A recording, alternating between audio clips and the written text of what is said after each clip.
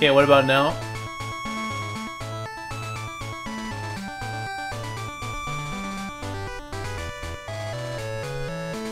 That was concerning because I was talking for about 3 minutes there. Hopefully you can hear me now. Okay, so what I was saying was we're approaching the final leg of the Kanto quest. I think the next thing I have to do is I have to do something to trigger Misty being in her gym. I don't remember what it was, but we have to do something to trigger her appearing. And that's neat that there was a cover of the bike theme. Michelle Robinson, music's louder than my voice. Turn it down a little bit. My friend Michelle Robinson knows how to play some of the music of this game on piano. And program the square waves, is what I was saying.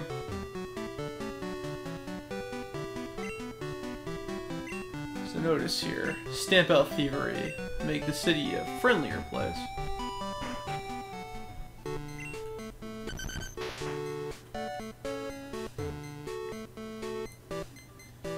Grant says, you gotta love how the road is just barrels on the side. I believe you have to interrupt Misty's date. Yeah, we do. Something about that, and then the restore power to the power plant.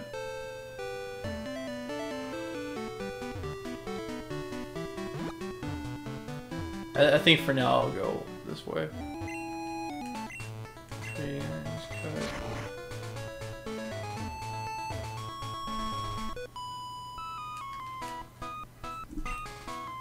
I have no choice but to battle her.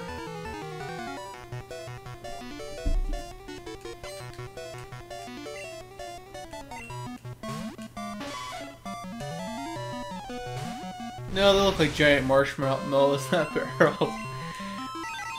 The rocks that blocked the sea areas in the original game, they always reminded me of coins from Mario. And I always felt teased that you couldn't go through them. Of course, when you actually do the walk through walls code,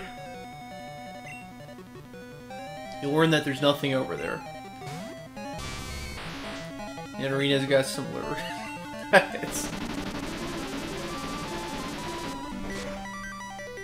I've always liked Nidorina. I'm not entirely sure why.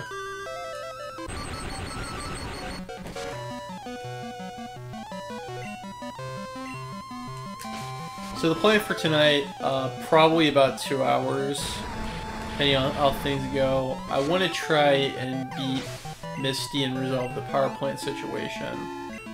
I'm not sure what to do after that, but maybe if I can sneak a little bit of Pinball of the Dead, that'd be neat.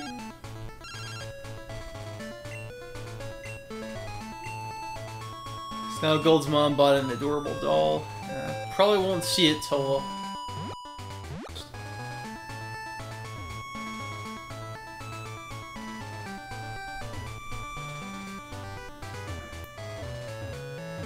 Right Shoes Guy and Andalite Tail. We're getting really nerdy with the Animorphs references. Yeah, there we go. Yeah, I love the Animorphs. I get that. Even though it's kind of lame that most of the latter half of the books were ghost written. When you get older, it's pretty obvious that they were. Yeah, let's get some electric experience there. You can't disable me if I didn't attack.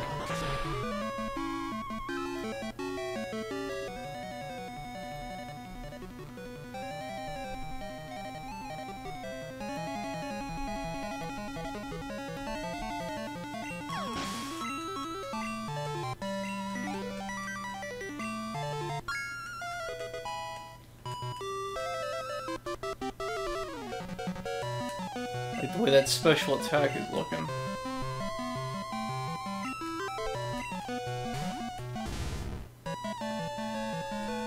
Grant said, from what I understood, they were all ghost written but planned out by K.A. Applegate, so she kind of directed it, so to speak. She wrote most of the books up until roughly the halfway point of the main series.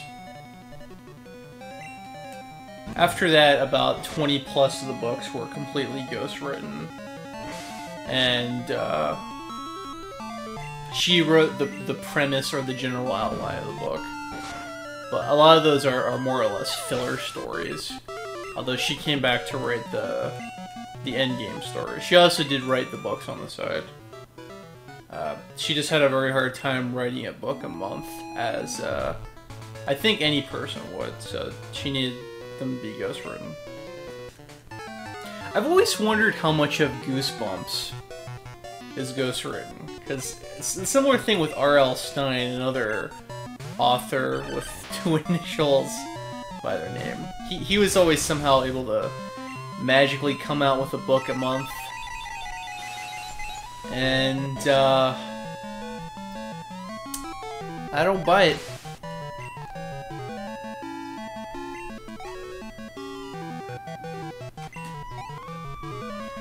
Bradley says that he likes the concept of Zorak hanging around our team, heckling us whenever we screw up, explaining why he's not battling.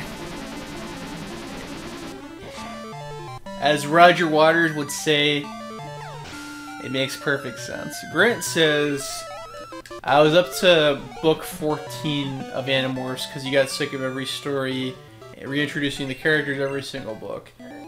I mean, I could get why that would be annoying, but you have to remember that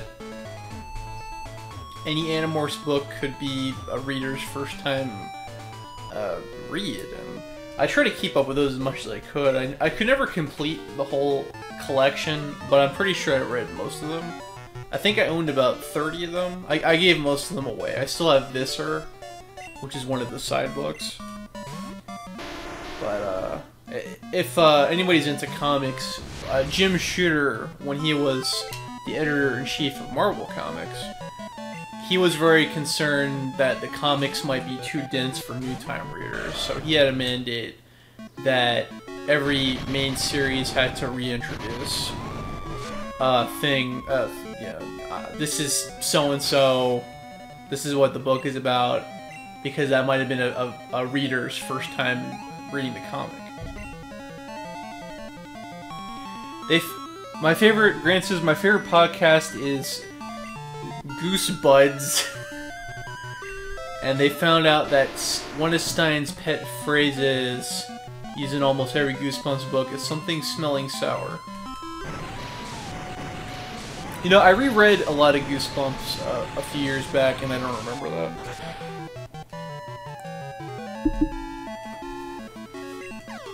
And this guy just goes down very easily.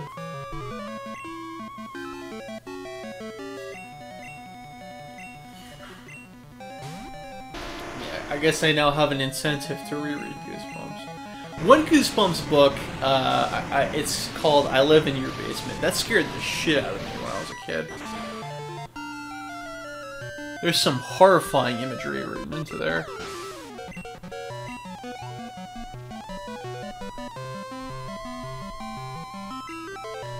Grant says, a little over half have the sour note, as they call it. That's pretty funny. That's amusing. It's interesting, I learned something today.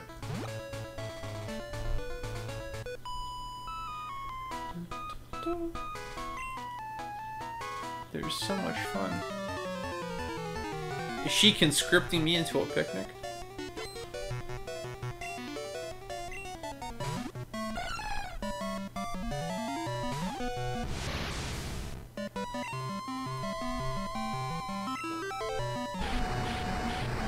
That's how you play Ring Around the Rosie.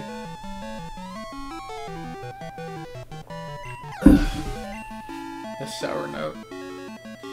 Grant says that the covers of Goosebumps books scared him to the point that he screamed in the library because the covers always face towards it. You know, I don't blame you. A lot of those covers, I mean, they're pretty cool, but they're also grotesque as hell.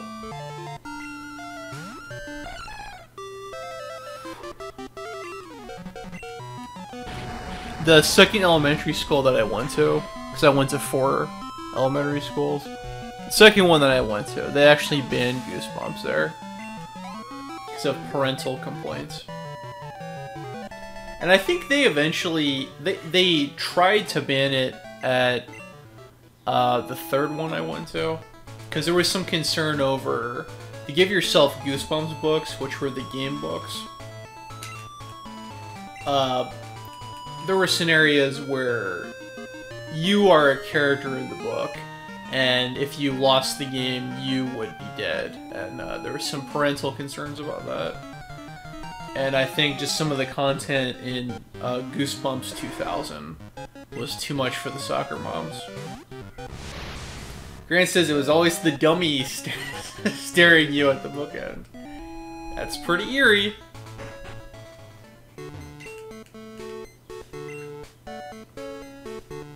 So I think this triggers the rocket that steals the part, talking to these people.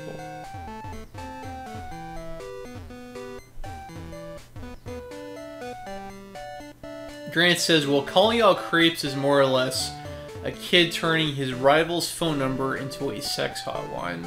No joke. I don't remember that one. So this guy is threatening to blast somebody with his zap cannon, and it makes you wonder if he actually has a laser gun, or if he's talking about using one of his Pokemon to zap it with somebody, but it's interesting. Anyway, I believe talking to the manager is what triggers the goofy talking rocket to appear with the stolen part. So once we got power back Ronnie and Kanto, we can take the magnet train back to Johto.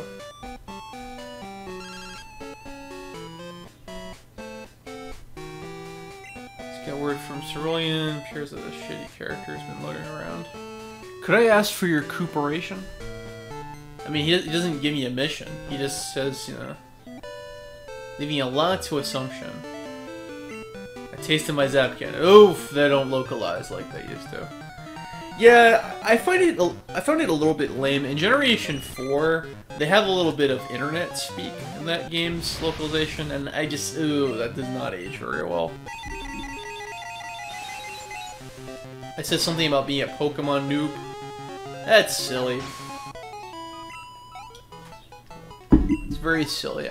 I believe somebody who worked at Something Awful localized, worked on the localization of Generation 4. I wouldn't know. I never was on Something Awful forums.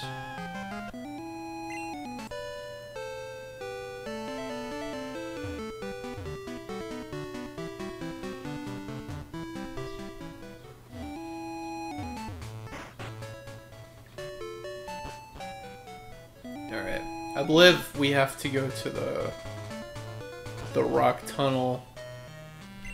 My brother actually navigated through this tunnel in this version, in his copy of Gold. Entirely blind, because he really hates Flash that much.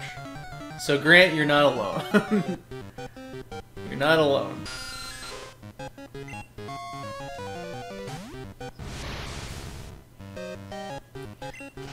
Grant says, R.L. Stine started writing stories in BDSM magazines. Interesting. To match the pictures, and he hated every second of it. I hate to sound like an ass, but a lot of interviews I've seen with him, he just seems to be a pretty miserable sounding and looking individual. Hopefully, you know, his lawyers don't find this. Although one of my friends admires him because he created a show that used to be on Nick Jr. I haven't seen this show in over 20 years, called Eureka's Castle. And she loved that show. R.L. Stine created it. Bradley says that he skipped Rock Tunnel during his run of Gold. My brother navigated through this blind. Eureka's Castle. Yeah, I don't think that's aired on TV in 22 years, if I'm thinking really hard about it.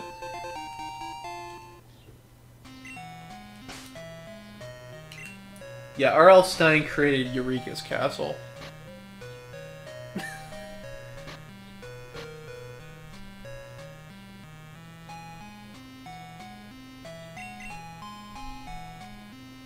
Let's teach PP up. Let's increase Sacred Fire's firepower.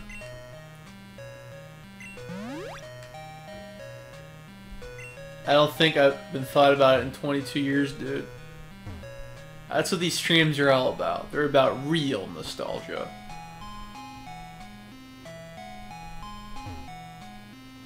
Not this, remember Pokemon crap? And it's like, yeah, we remember Pokemon. It's a financially successful franchise. They make a new game every 3 years. That's fake nostalgia.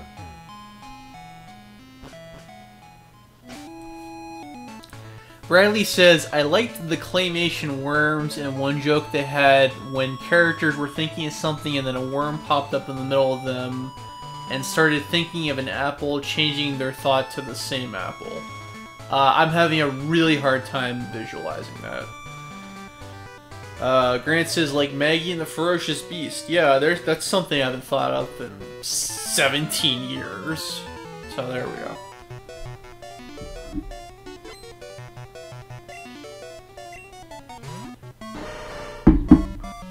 And if I really wanted to, I could. Not terribly worth it. By the way, guys, Sam returns on Saturday, and we're thinking of streaming something on Monday.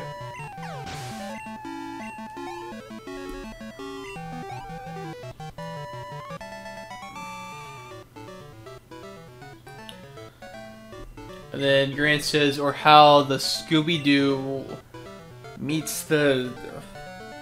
What do you... In the new Scooby-Doo movies. Switch between having laugh tracks and no laugh tracks. Though they made the Globetrotters have laugh tracks in the whole thing, which is odd. You know, I haven't seen that show in a while. There was a DVD of it at Walmart, and I was actually really tempted to get it, but I need to save money. What I remember of that show, this is my childhood perception of that show, is that every 3 episodes, the Globetrotters were the guest stars. I don't know how many episodes of that show exist, but to me it seems like every 3 episodes, they're hanging out with the Globetrotters. So now we need to get a radio card. Oh, I thought the guy was going to give us a radio card. Oh yeah, we gotta bring the power back. That's why I came here. Vincent Van Gogh.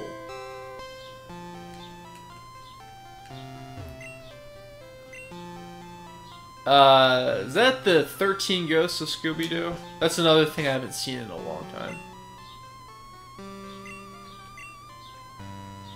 That show was unfortunately canned before they could catch them all. Ain't that a tease? Another TV cliffhanger that will never be solved.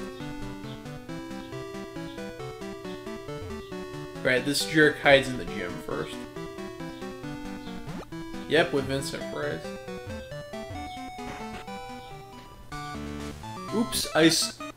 Oops, I so sorry you not hurt, okay? I very busy, no time for talking with you. Not good for me if I seen by somebody. But I am somebody to seen you. Oh no, you seen me already, I make big mistake. Hey you, forget you see me, okay? You see, here, no nothing. Okay, bye kid, nothing. Bye bye, a go-go. I don't understand why he talks like that.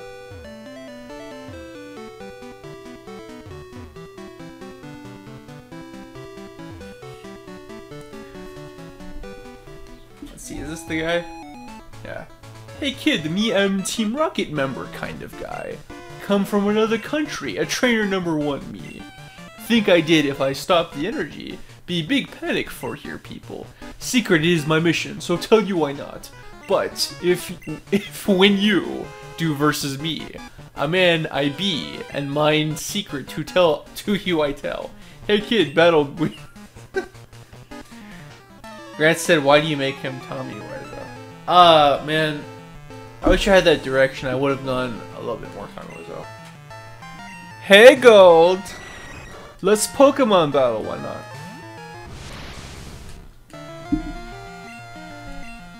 Gold, be careful, or the Pocket Monster will get you. Bradley says that the Harlem Globetrotters only appeared in 3 episodes of the new Scooby-Doo movies, so it's kind of like the inverse of what you remember.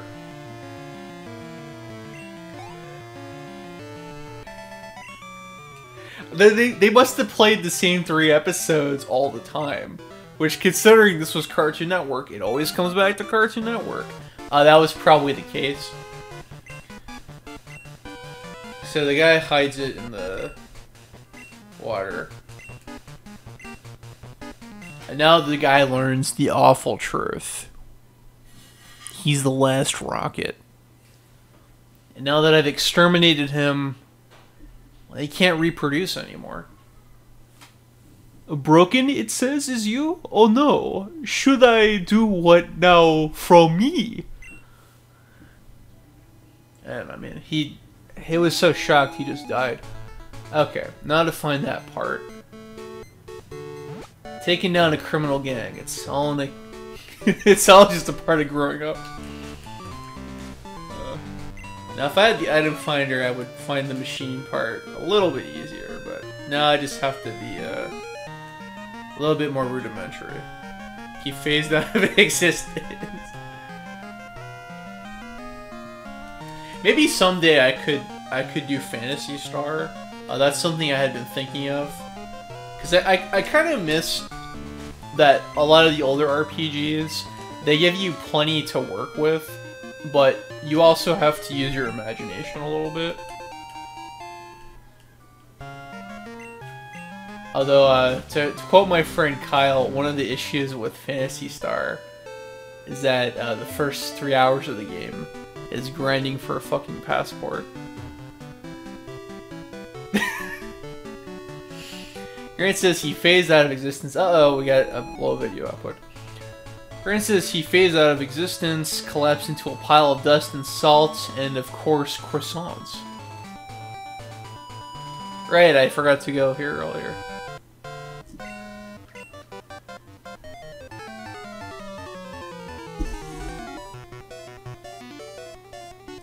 Hopefully the stream's okay. It's looking it's starting to go in and out on my end. What's it's looking like over here?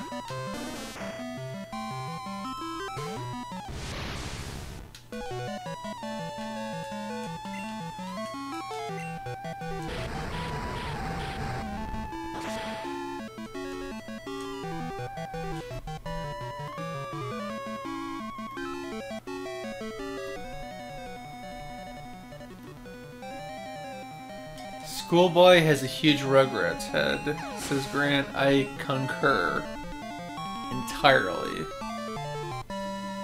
with that statement.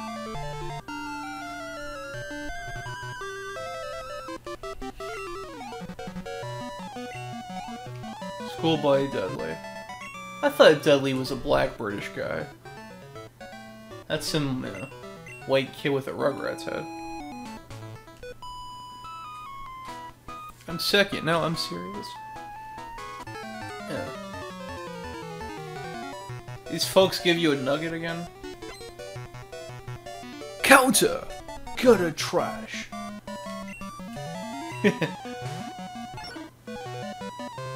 Yeah, since Sam comes back soon, if there's any games you'd like me and him to play multiplayer, let us know.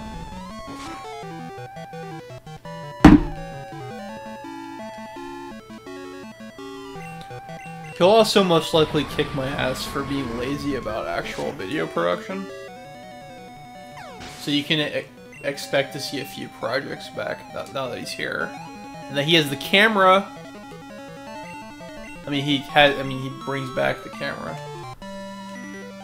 No. I don't need the camera, and then he needs me to mail it to him. It's ridiculous. Anyway.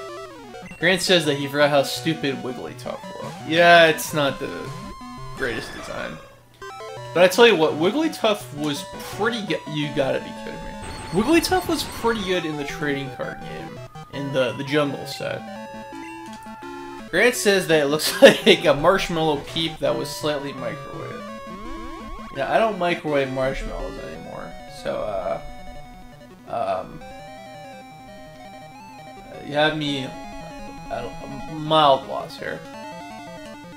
Although this is Grant says Granbull looks like he's auditioning for G.G. Allen. I don't know what that is. Yeah, here's a weird fact about me. I'd say about 15 years ago, I had a habit of microwaving marshmallows and eating them with a spoon. I did that for about a year. Here's something about me you didn't need to know. I think I stopped that in about 2004 is when I stopped doing that.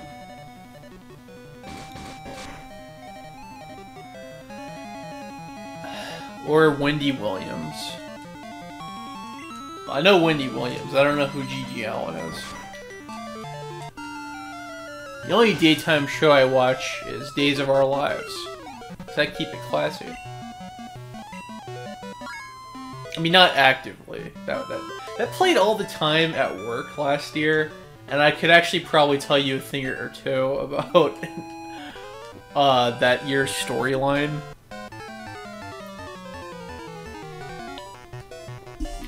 Just by watching it passively. Grant says, but what about All My Children? At my work, we got NBC and Fox. We did not get whatever network All My Children airs on.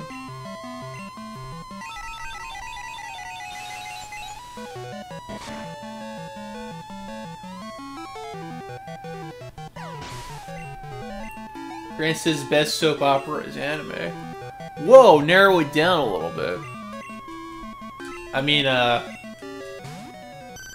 guess Dragon Ball, if you want to go there.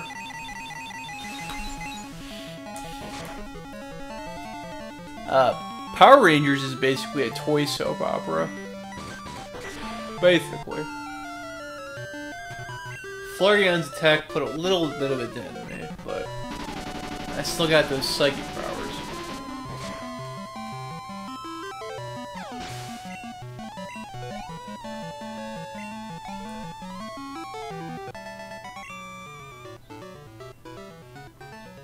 Grant said, didn't Hasbro just purchase Power Rangers from Saban? I don't know the full story, but I believe it's something like that. Which I think is kind of a shame, but, I mean, Saban has always been a company that just kind of existed to manage brands. I don't know if that's the end of Saban brands. I'm not entirely sure how it works, but I think it's a little bit of a shame because the contract with Bandai Toys ended, and I think it's going to be phased out in next year, 2019. And I really love the toys that Bandai makes.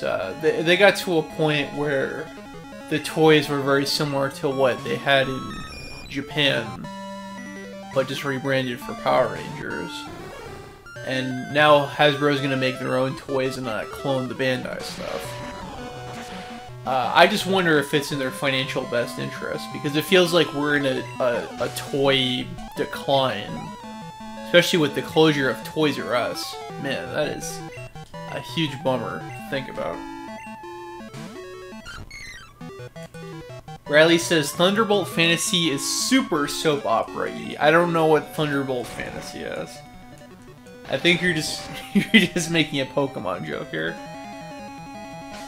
Grant says, Fist of the North Star is full-on soap opera at points. You know, I've never watched that show in order, or all the way through. So I really should.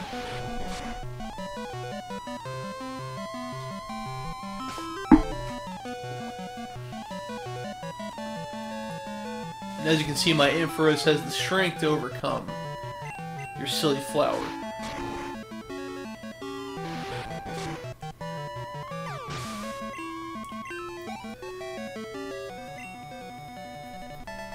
Bradley says it's real and it uses glove puppetry. I guess you'll have to link that to me. And now the ambush. Grant says, so much, didn't you know I am your long-lost brother, blinded by rage? You know, Bradley had a video recently where, in some show, I forget what it was, Voltron, they censored somebody's death by making somebody their own brother. That's really funny. Why don't we dub anime like that anymore? And now it looks like Grant and Bradley mentioned Wulong Warriors at the same time. That's a bit eerie. You know, you know, the problem with Wulong Warriors, I mean, that lasted for 3 minutes. So I can't really claim any memory of it. I know that they talked about it during the Toonami Mistakes podcast. If anybody knows what I'm talking about.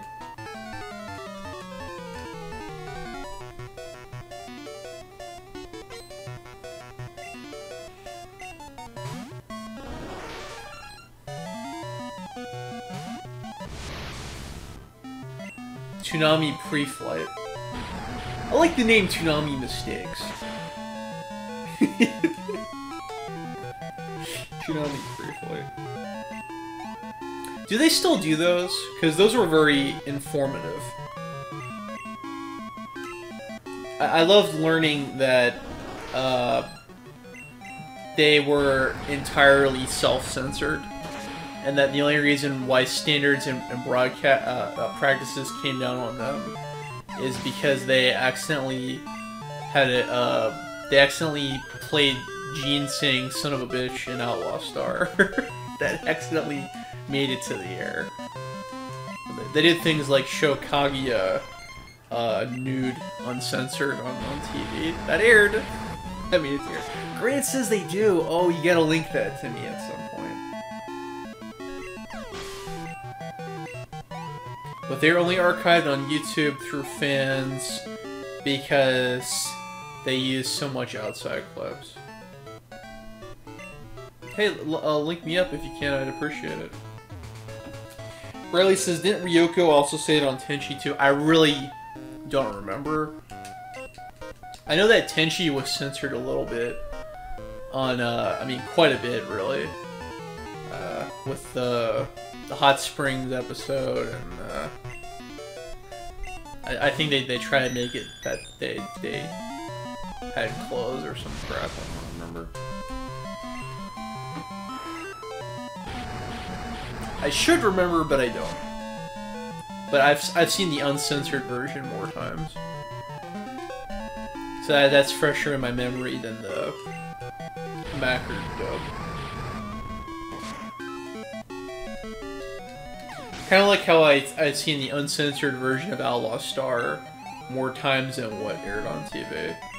So the memories of the wacky dub edits just get lost in my mind.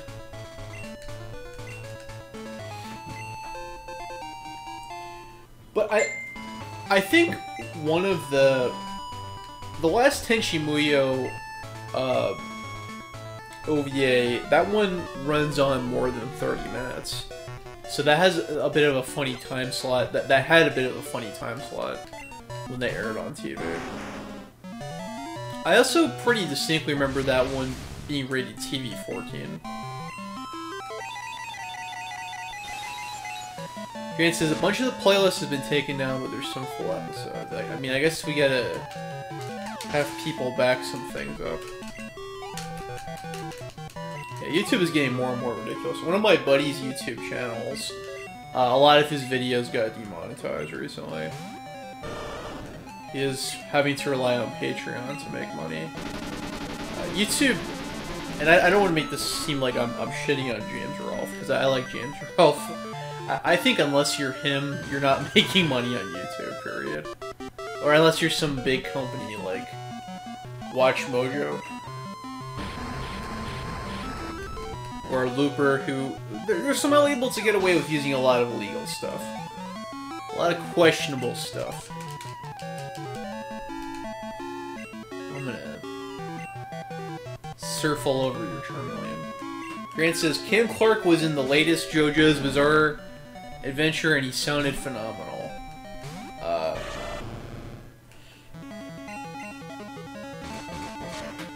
If only I could catch it. It's getting harder for me to watch TV, but I don't work Saturday nights anymore, so maybe I might be able to catch a little bit of Toonami. Again, it's just really hard because I don't have cable in my room. If you remember, I had a streaming service where I got a few channels on through my computer. I stopped doing that in a bid to save money recently. Let's see. Nah, I don't need to reflect.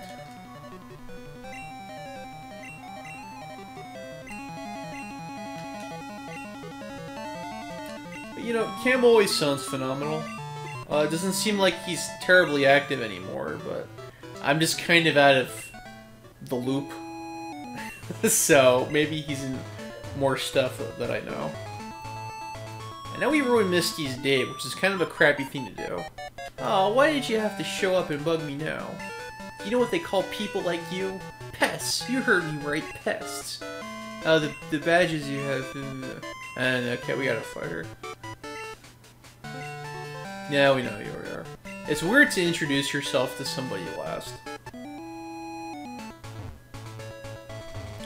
Bradley says, I feel like Toonami has too many reruns now of things they've shown before. The broadcast rights of things that run on Toonami are always very tricky. I think, if I'm not mistaken, they can only play Outlaw Star. I think they can only play those episodes once, if I'm not mistaken. If I'm wrong, let me know. Grant says he agrees since he hates Dragon Ball Super and only watches 4 things. I'm a little bit mixed about Dragon Ball Super. I don't like I don't like the initial arc of Super, but I think it gradually gets better. It's just I think it takes too long to get there.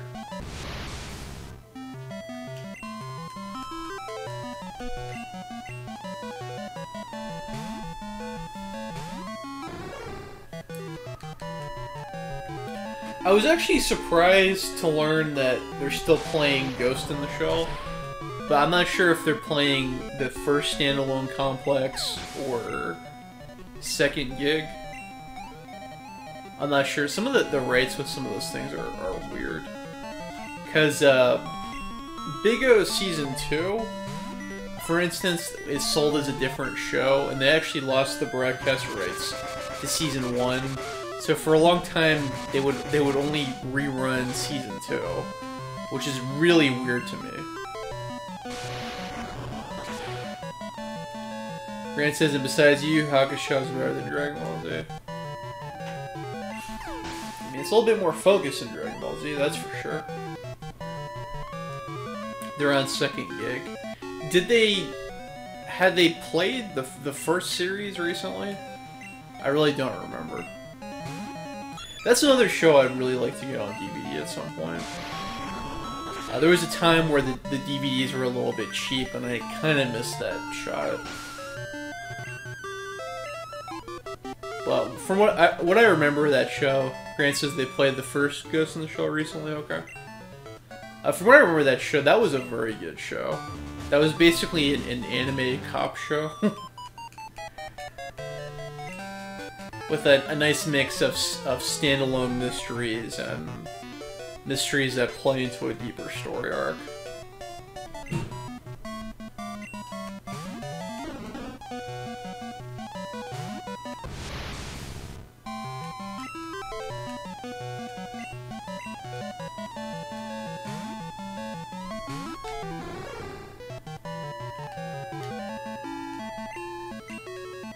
Ow, my ears.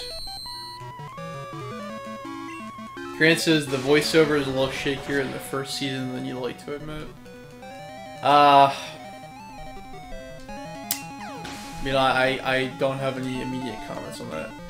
And you hate the spider robots. Well, you can't please everybody. Maybe you'll like it when I blow them up in in Elevator Action Returns.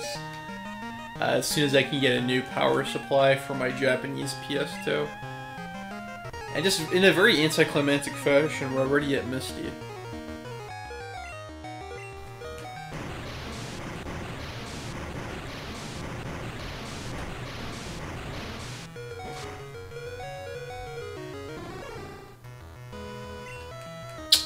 Wonderful. Can anybody hear me okay? Grant says after Misty, he's hitting the hay. Okay, well, the final part's gonna be tomorrow, and I was gonna try to beat the game tomorrow. So hopefully you can make that. I'm trying to do it around the same time. It's just, you know, stupid crap prevents me from doing it earlier. Loud and clear. Yeah, because we're... I think this is just the halfway point of the Kanto quest.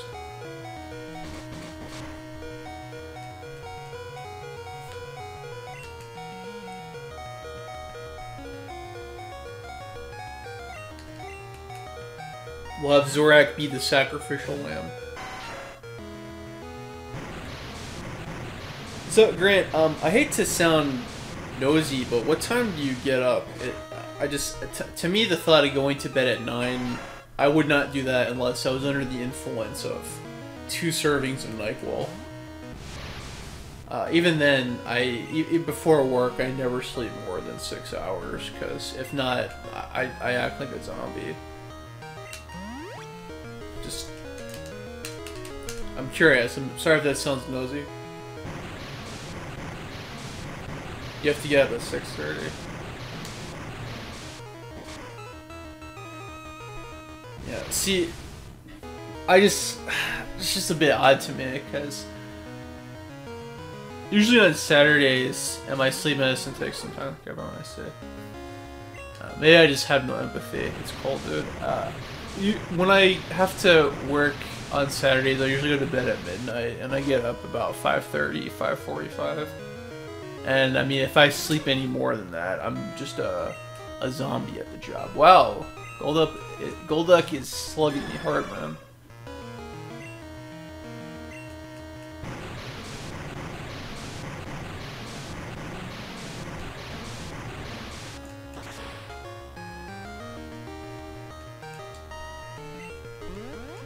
But yeah, medicine can react differently to some people. I'm sorry. I'm really sorry if that sounds judgmental. It's really odd to me. I'm one of those people who I try. I base this on absolutely nothing. I think the 8 hours thing is a bunch of made up bullshit, and that I think for me, what works for me is about 6 hours. That's perfect for me. And then Grant, of course, responds, I need me 8 hours. If that's what you need. But for me, anything more than 6 hours, I'm a lethargic sleepwalker the whole day. I don't do that anymore. Now, on the flip side, anything less than 5 hours is very bad for me. And I used to do that all the time in high school. And my first year of college, and I do not do that anymore. That's very unhealthy, too. And then, at the same time, I think caffeine, again, I base this on nothing. Well, what medical journal do I work for? I think caffeine is a placebo effect. I don't think that makes any difference whatsoever. I think it's a myth. That's what I'm getting at. Grant admits that he has weird sleeping prerequisites. Well, just as long as you're at work and you're active and you're fine. That's ultimately what matters. But I really hope you can see the final part of the run tomorrow. That's what I'm trying very hard to time all this for. It's really hard for me to start the streams any earlier than I normally do.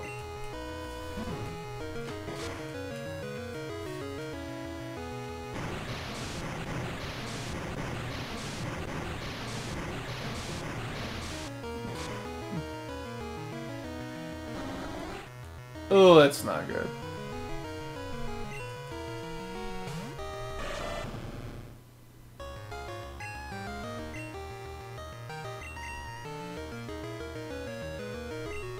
Let's try to revive. No, wait. The thing has resistance to Ampharos.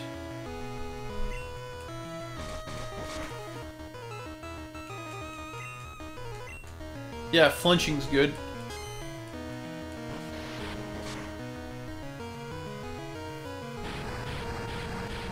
Alright, I forgot about that.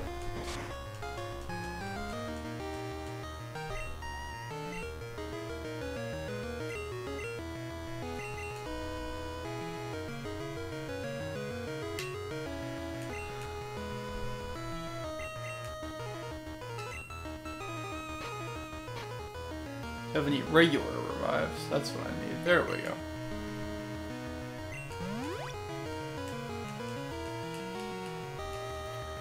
If I was playing Phantasy Star, I would be so screwed right now. Let me tell you.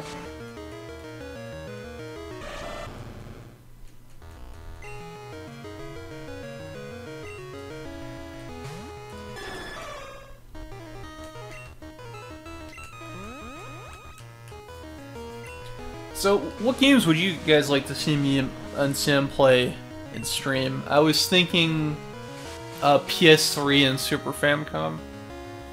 Possibly Super Nintendo Classic, if I can get the freaking aspect ratio correct for once. That'd be nice.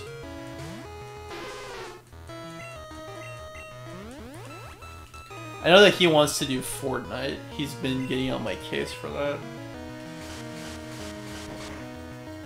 Some people have requested PUBG, but the problem with PUBG is there's some performance issues on Xbox. Perish Song. Oh, she's using my tactics. Wonder how much damage that will do.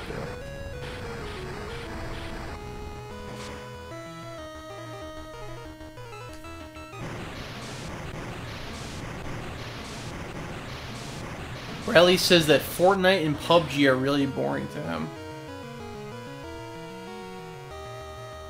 Dang. Also, dang to the critical hit I got there. I really don't have a strong opinion on them.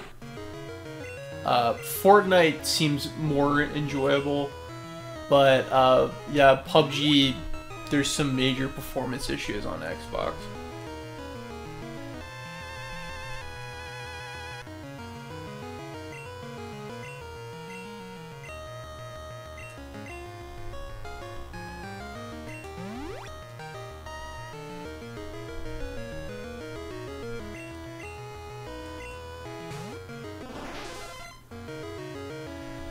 Perish count is 2. Let's see if we can get a little attack in there. Damn it, that might be the death toll. More of a death toll than Perish Song, as Starmie has very high special attack. Okay. That was lucky. That was very lucky.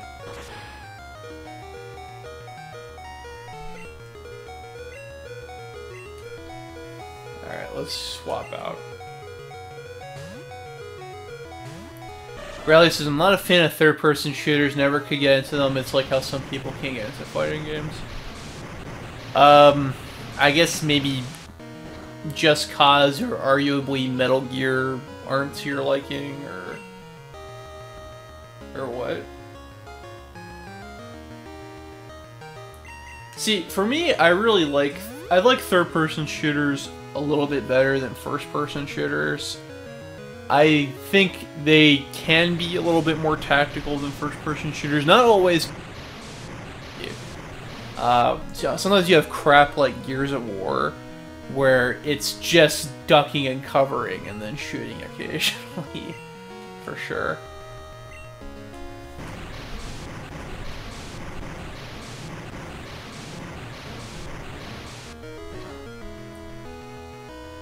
Okay, I thought I was the one using Surf there. There we go.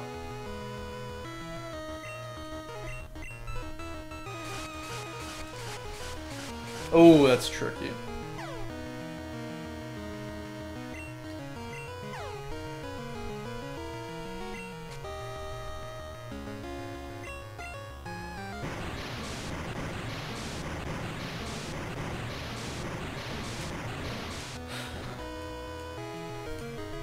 If anybody remembers the Chad Warden video. Gears of War, more like Tears of War.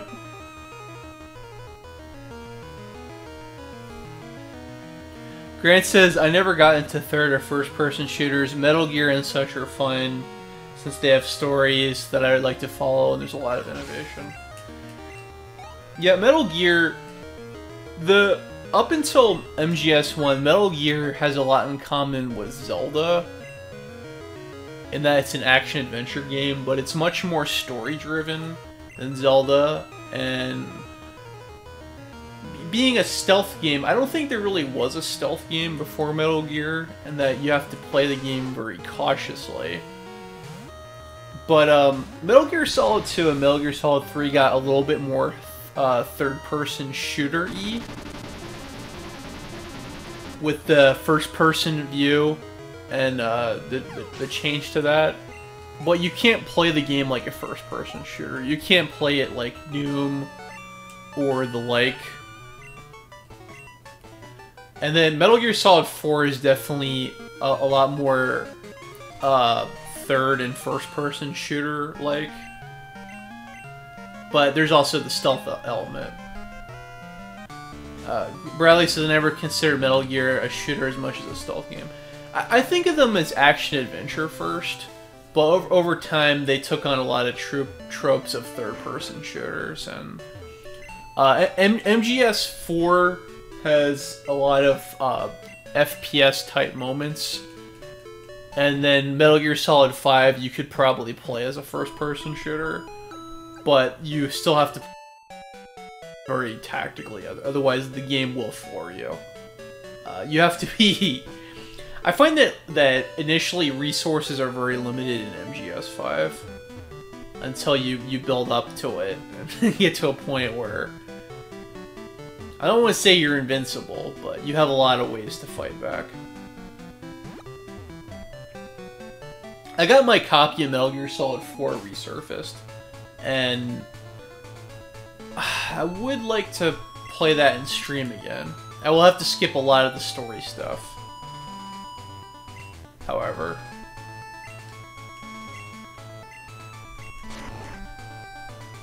Anyway, Bradley, your observations noted. Grant, I beat Misty, so if you're gonna go, I'll see you later. What I'm hoping to do is trying to get as close to the battle with Red so that you don't miss it next time. Bradley says, Metal Gear is fun to watch. That's true, it's also very fun to play.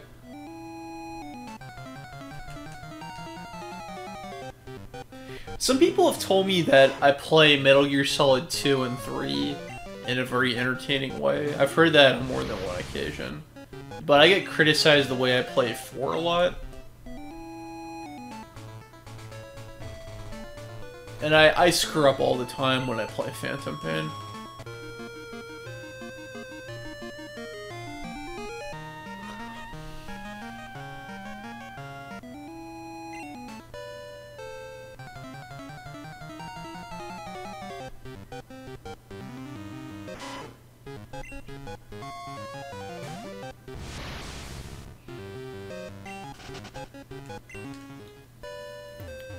But if anybody can think of stealth games before Metal Gear, let me know. I can't think of any. I would say arguably it created that subgenre.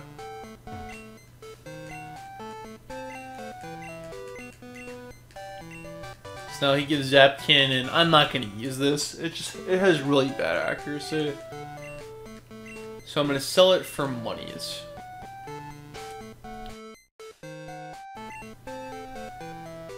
I only need 3 more badges.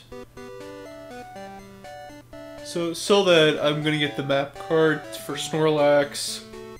I'm gonna capture Snorlax. Snorlax is very important for the final battle. Some competitive people, plenty of competitive people, have said that Snorlax is the best Generation 2 Pokemon. They may not be too far off. It's pretty darn powerful.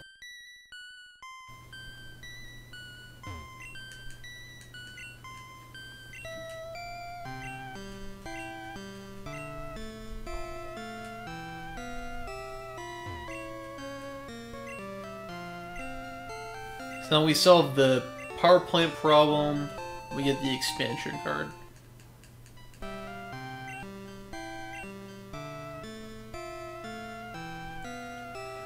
Riley says, I didn't mean my comment to sound so harsh about PUBG and Fortnite. You guys make it entertaining considering how you've turned other games into pretty crazy adventures.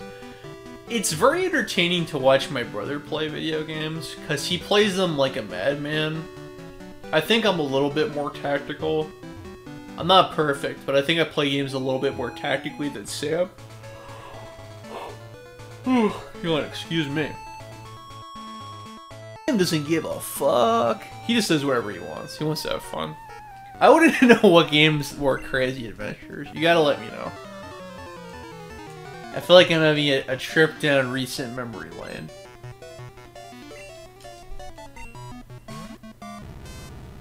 If Grant leave, he didn't make an announcement. That's for sure.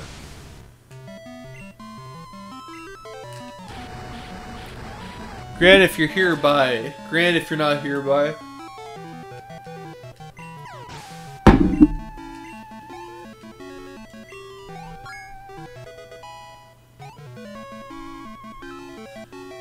I mean, I think the stream when we were doing Metal Gear Rising was pretty funny. I hate to pat myself on the back, but I've watched that a few times since we did that, and I think it's amusing.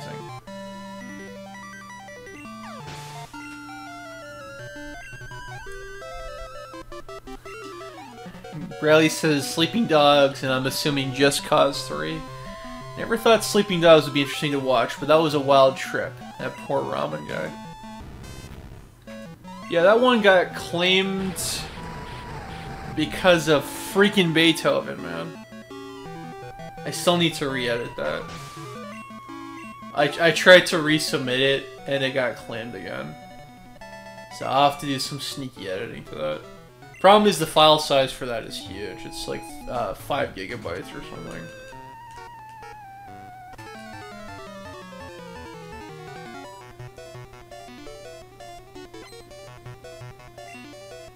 Super nerd, Sam. Sam doesn't like Rhymer. What are you talking about, game? Oh, so I think I'm moving in the wrong direction. Yeah, that was... the Just Cause stuff was pretty nutty, now that I think about it. My comments were just directed at the games themselves, not what I think of you guys playing it. Yeah, that's fine. I do believe Sim can make almost any game entertaining, though. Just straight up. I mean, one time we were playing Mobile Suit Gundam Crossfire, which is considered to be one of the worst games on PS3, and Sim made that very funny.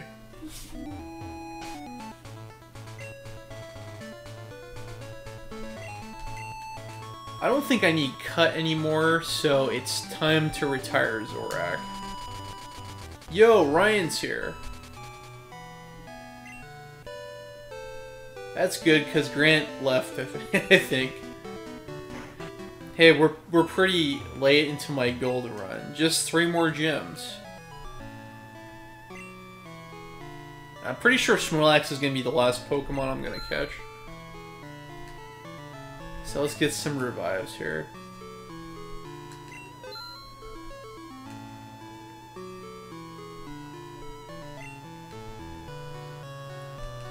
Do that and then retire Scyther. I think I put Scyther out for Lapras. Let's get Lapras back. Yeah, Ryan, I'm gonna do this for about another hour. We're really in the final leg of the Kanto quest. Pause it.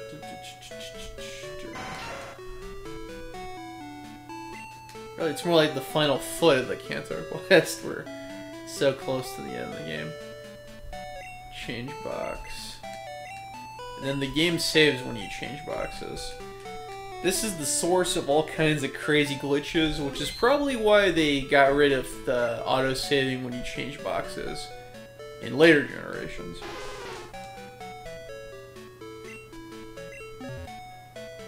But, yeah, turning the game off and saving at the PC box, that can do all kinds of nutty stuff to your game. So always be cautious, unless you're intentionally trying to mess up your game, which a lot of people do.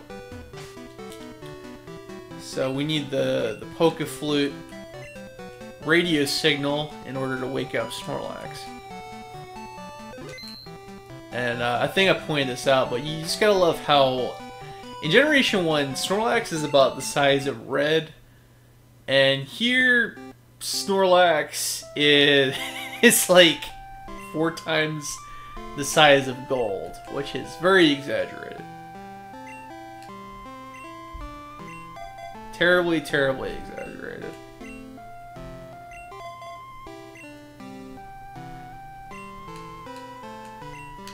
Pokegear was placed near the sleeping Snorlax. Snorlax woke up. Oh, I don't remember if I saved. I'll just have to be really careful here.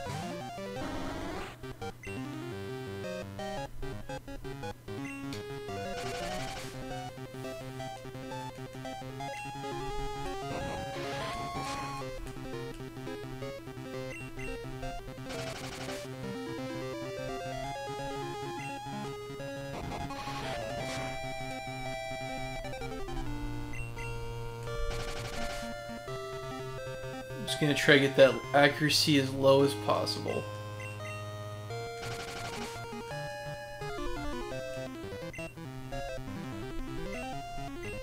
You can't snore when you're awake. That doesn't make any sense.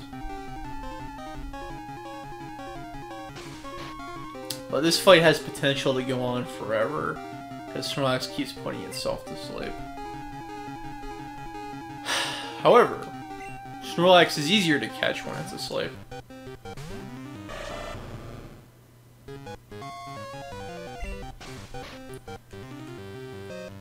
Ryan says, whoa, that was weird, I was like 30 minutes behind. Might have clicked back in the stream.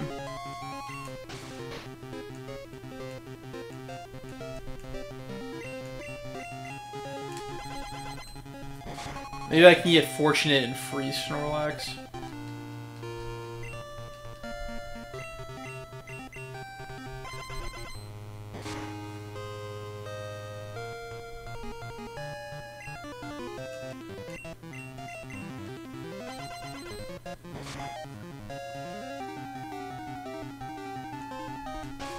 Went to sleep? Okay. I'll stop trying to freeze you then.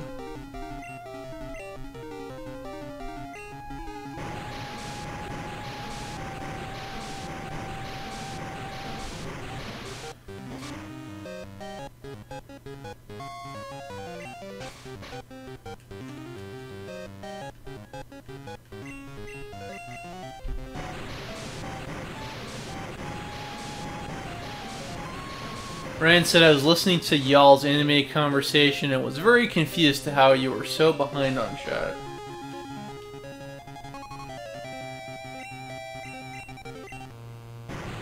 Hey, I'm not that behind. How dare you think so little of me?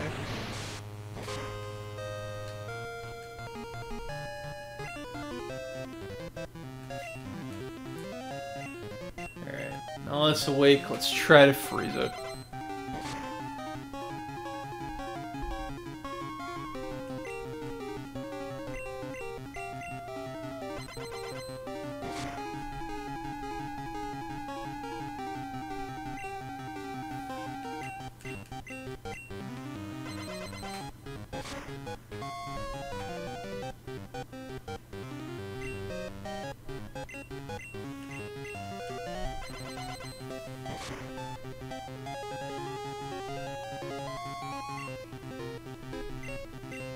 Just not getting any luck with us.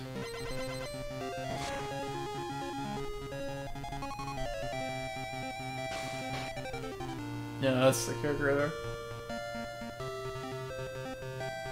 Indeed bad at me.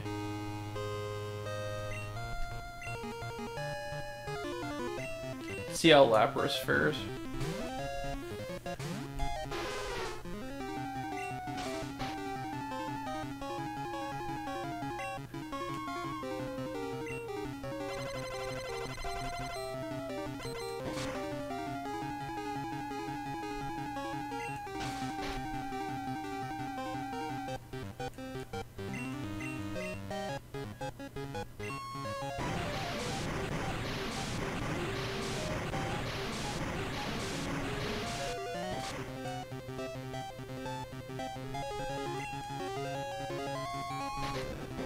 Oh, it's actually gonna hit. Wow. Let's try the old ice beam.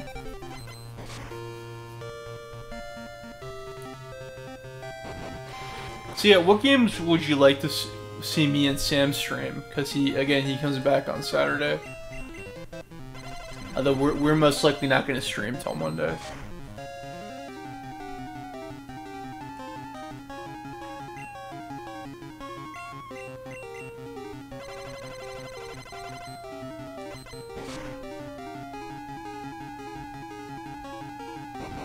I'm not getting the frozen results that I wanted. Alright, time to heal. What options? What are the options? I was thinking of either going Super Nintendo or PS3. At least says he likes it when he does open world stuff.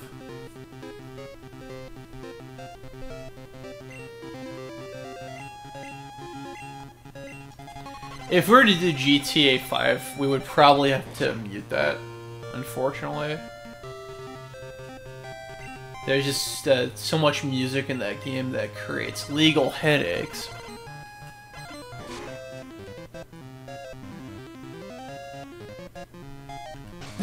Of course, that's when he goes to sleep.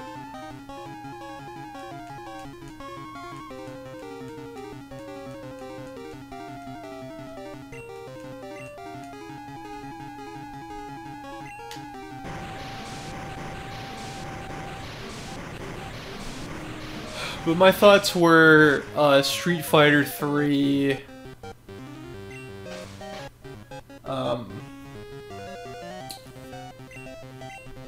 Probably one of the Rama fighting games.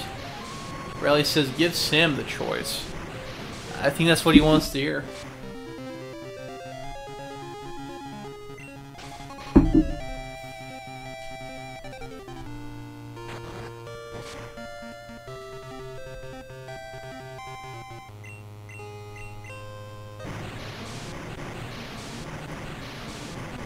No, Snorlax listened to my advice and actually used Snore in his sleep.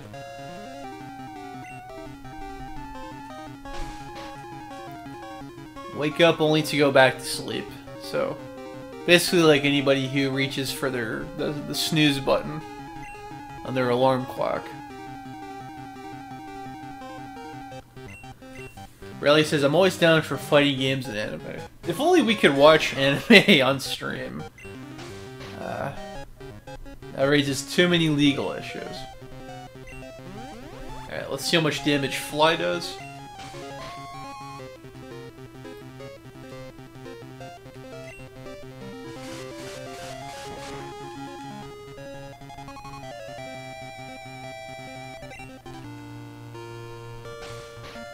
Went to sleep, huh?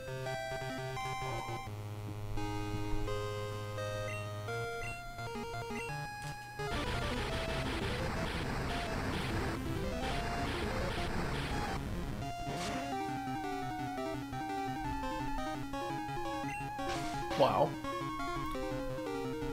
Here I thought Sacred Fire would have done more damage too.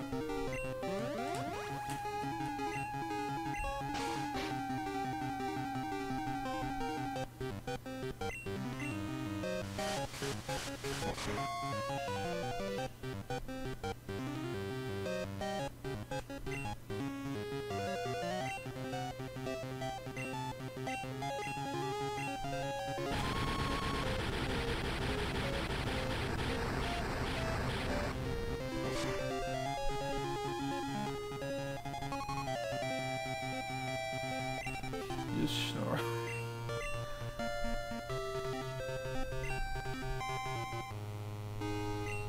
Hopefully this isn't a critical hit.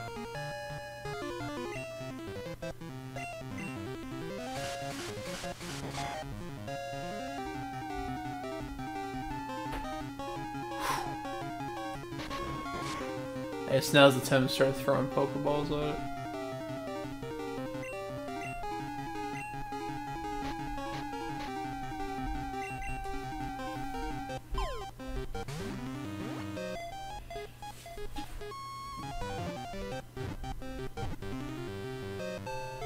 Hey, that wasn't too bad. I was afraid it was going to be a bit more of a struggle than that.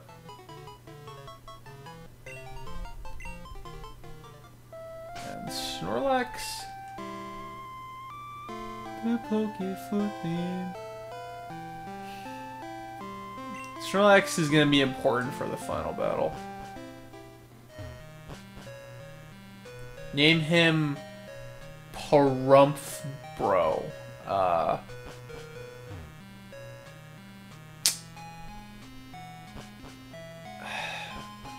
I'll make sure I do it later. What the hell kind of name is that? I hate to be so blunt, but what the hell kind of name is that? I don't know if that will fit. I really don't.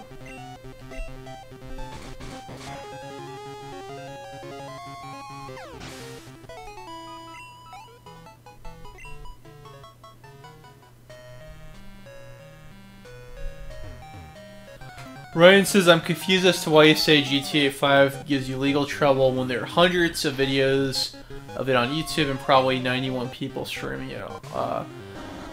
I tried it as a test one time and I got detected for the music in the game.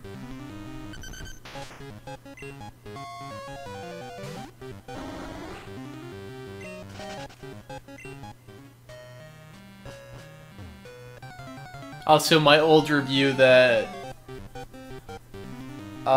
me and Sam did about 5 years ago, that was, I mean, it's still up, but it's claimed by whoever.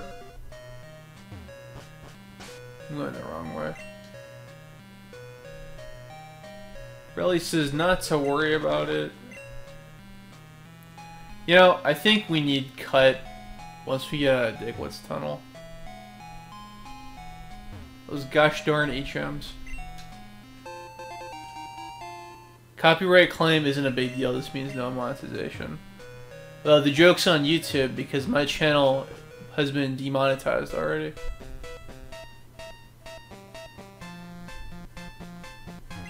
So the real issue is when the video is blocked. Yeah, I'm gonna need the Scyther after all. Stuff drives me crazy.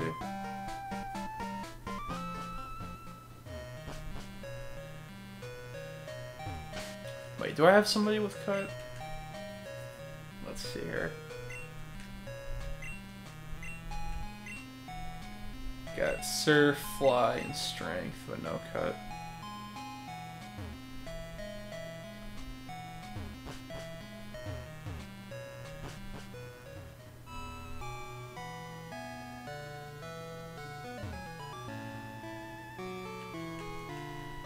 Hell's effect wore off.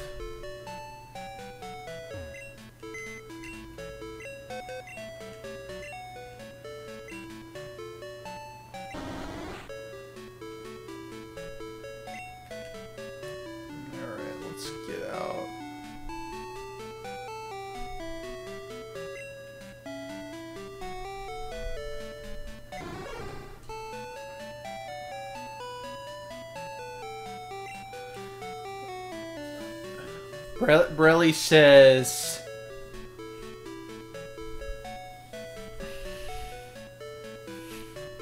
I wanted to name Snorlax Puglist since I thought I named him Pudgy, but that was too blunt, so I altered the name until I got a new one.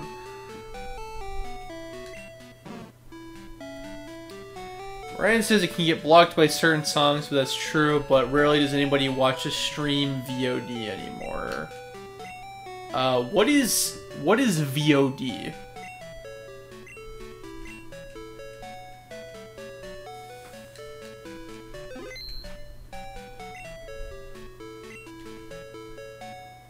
Pugilist.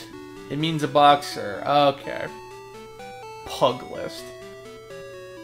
I thought you meant like a list of pugs, like the dog. Yeah, pugilist. I learned that word from Street Fighter. That's cool. Don't let anybody tell you video games don't teach you anything. I learned one thing. Pugilist from Street Fighter. Alright. Let's... We had our warm-up walk, but now it's really time to get into the heart of Pyro City.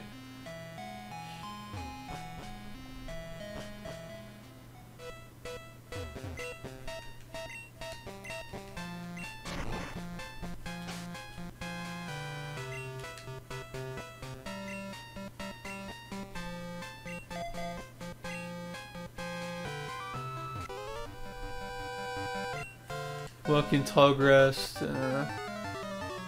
That's a weird thing to say to somebody.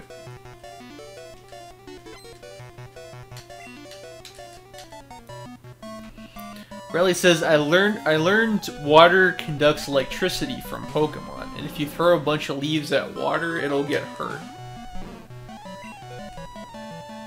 So you're telling me an inanimate object feels pain?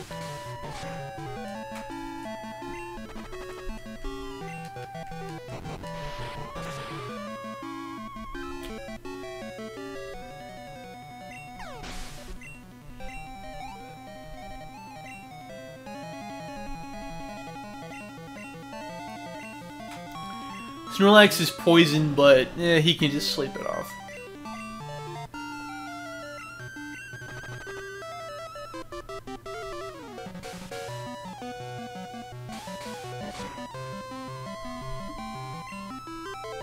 That's another thing video games can teach you.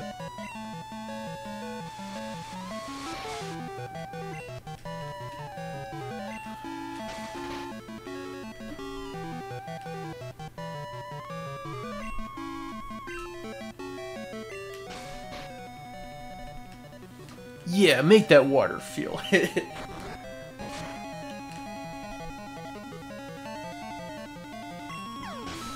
Alright, so I think I'm gonna beat Brock next.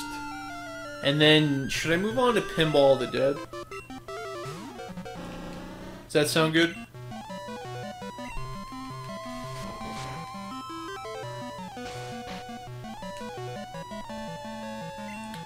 Ryan learned Moonlight Sonata from Resident Evil. Okay, that's pretty cool. I'm pretty sure that's where I learned of it from, too.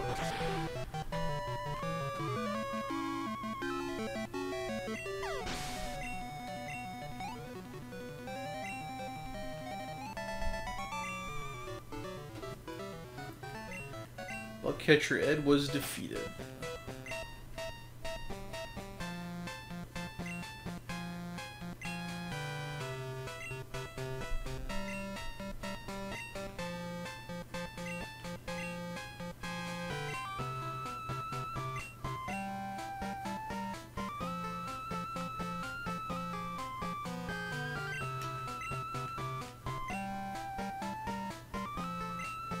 I guess I'll give Carbos to Kadabra.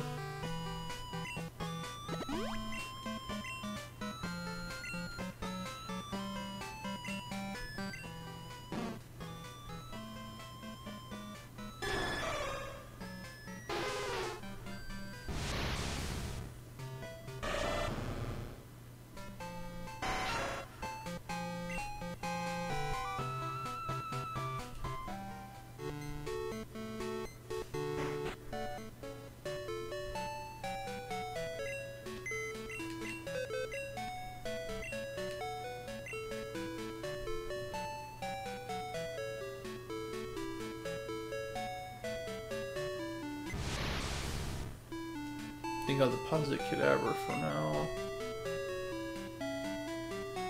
Have to change boxes again. Wonderful. Actually, let's change that box first.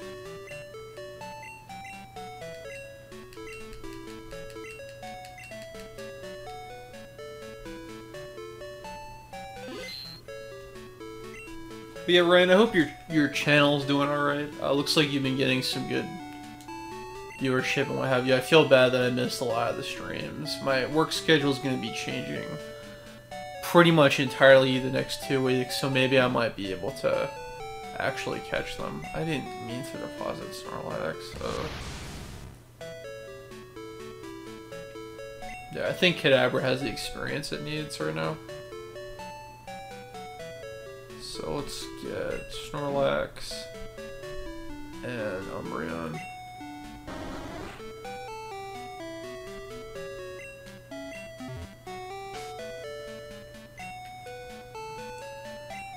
Umbreon's gonna need some more experience.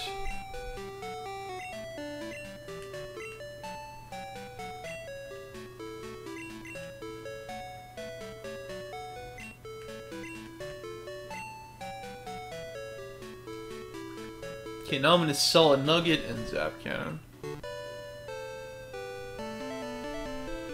If I had Porygon or Magnemite, I would have held on to Zap Cannon, but it's just not accurate enough. Pay you $1,000, so, or should I say yen? Actually, I remember reading somewhere that that symbol is supposed to mean Poke Dollars, and that it's not actually yen. It almost looks like yen, but not quite.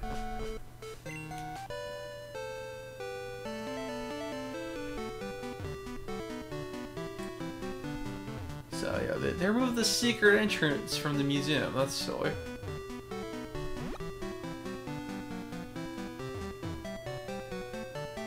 Oh right, the museum isn't even available in this generation. There's a notice here. Pewter Museum is closed for renovations. Well, I better hurry up. I want to do some learning. And that museum isn't getting fixed.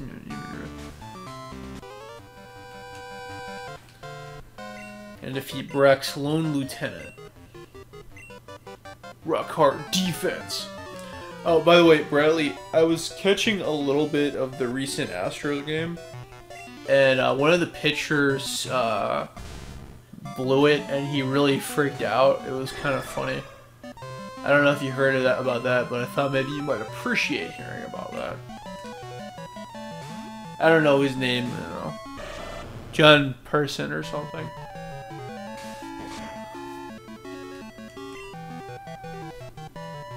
Considering how happy I was that this crappy city won the World Series, you'd think I'd bother to know, but I didn't.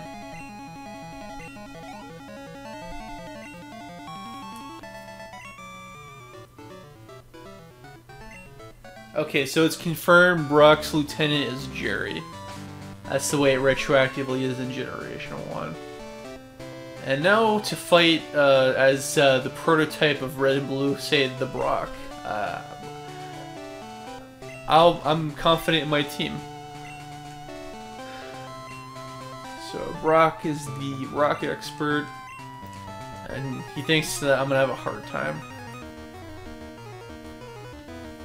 Bradley says, I haven't seen the incident, but those are always funny. Some guys like to punch the Gatorade dispenser like a punching bag.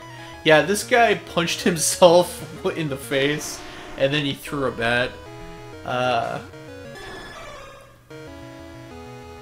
It's nutty. I thought I grew out of that phase a few years back. But I think this guy has about 10 years on me.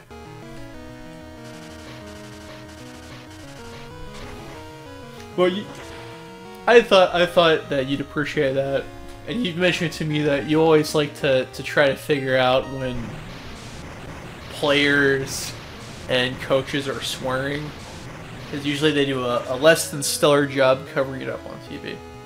And now Bradley says that Snorlax's mini Sprite looks like he has a hard time breathing. I'm gonna have to check his Sprite out.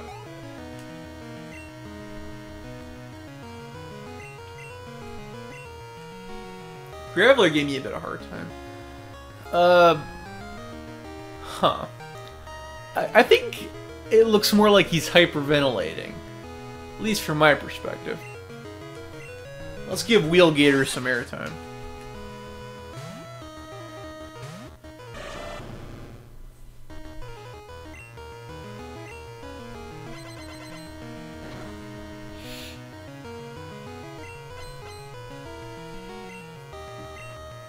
So now the game wants to freeze him. Okay.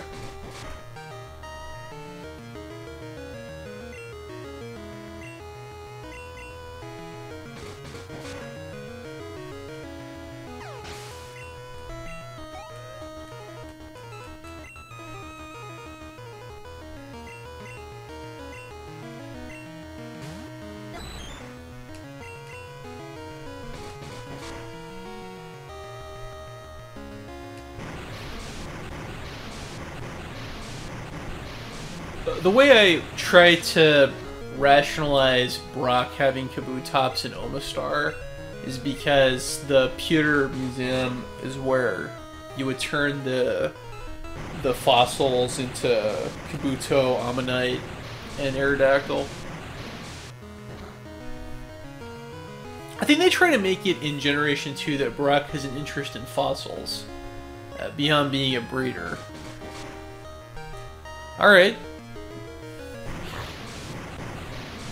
Bradley says, yes, I appreciate hearing that. Vin Scully, former Dodgers announcer, used to translate players saying something that was BS as them saying manure. I think I'm passively aware of that. Pretty funny, though. And we can see that this player thinks that this call is manure. Oh, that's so diplomatic. That's funny.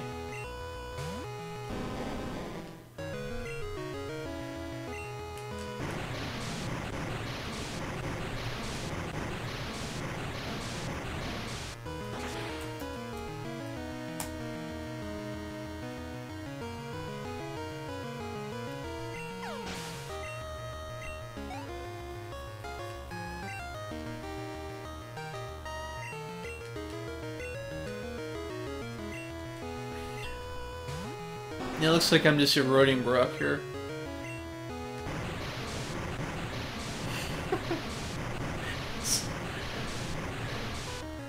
Saying that something's manure. Oh my god.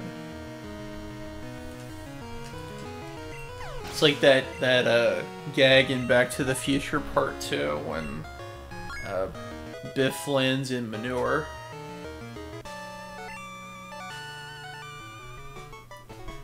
Your Pokemon's powerful attacks overcame my rock-hard defense. You're stronger than I expected. Go ahead, take this badge. We got some bad grammar there. Gold, thanks for battling the bleh, even though I'm upset. And then, that's the last we hear of him. Alright, I'm gonna go to Mount Moon, and then I'm gonna save, and then I'll do Pinball of the Dead for about 20 minutes. How's that sound to you guys? Actually, I should probably... nah, I don't need to go.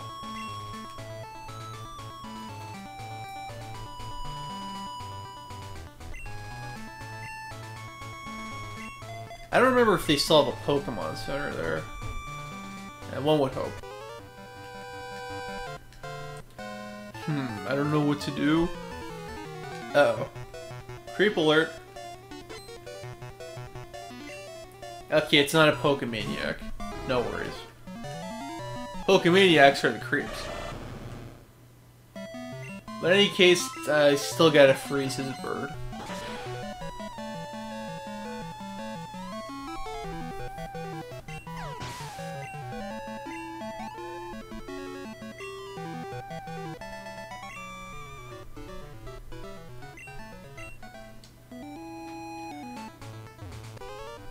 I'm somewhat surprised Killer Combat X, we haven't seen him in the streams lately. Hopefully he's alright, or didn't lose interest. It was kind of nice seeing him be all familiar and be here. Killer Combat, if you're secretly watching this, say something.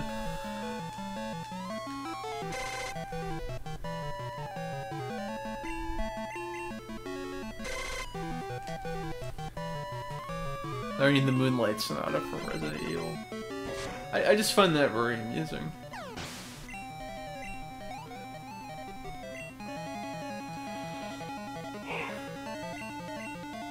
What are some other things we learned from games? You learn some words from RPGs for sure. The original Pokemon game, one thing I remember is learning the word endeavor.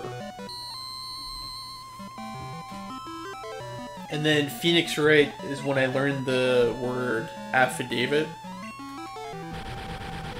So those are surprisingly useful skills. Let me move some cables here.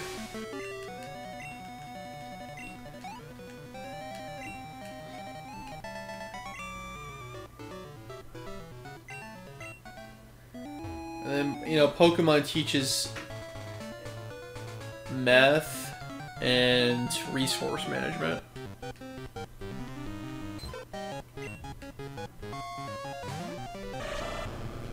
We're talking about sports, you know, you can say we're a trainer, we're really a coach.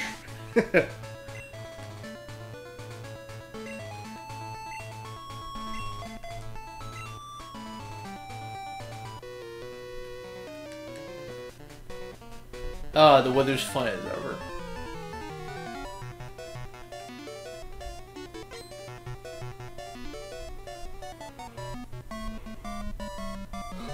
You know, if someone is wearing a clown suit and breathing fire and says that to you, you better run.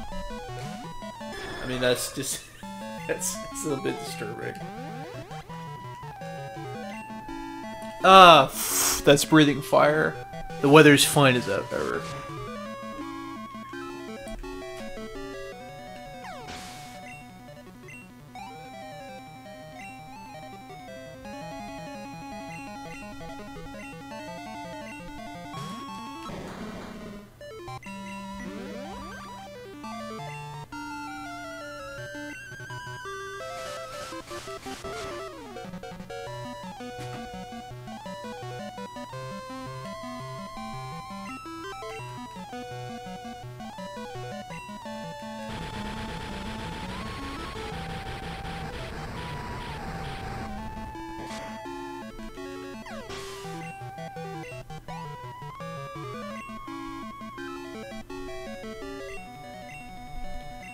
Let's use another Magmar.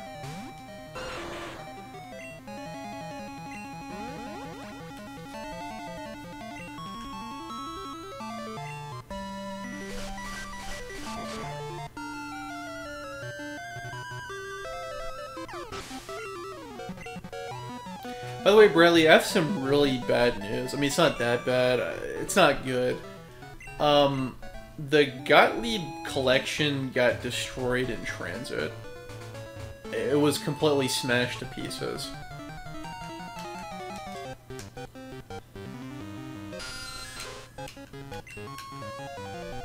I had to just break the lull by giving bad news like that. So, that really blows.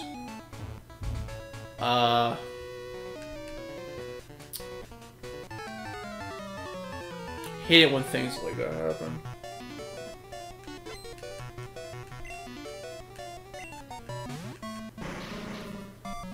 So I get paid tomorrow.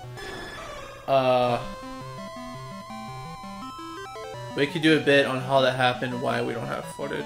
Nah, that's lame. That's making excuses on camera. I was thinking of, I get paid tomorrow, maybe I could try to find... I mean, I didn't spend money on it, I just felt bad because that was a donation. I'll try and see if we can get a resolution for that. I might try and see if I can find a copy of that or the Williams collection for cheap.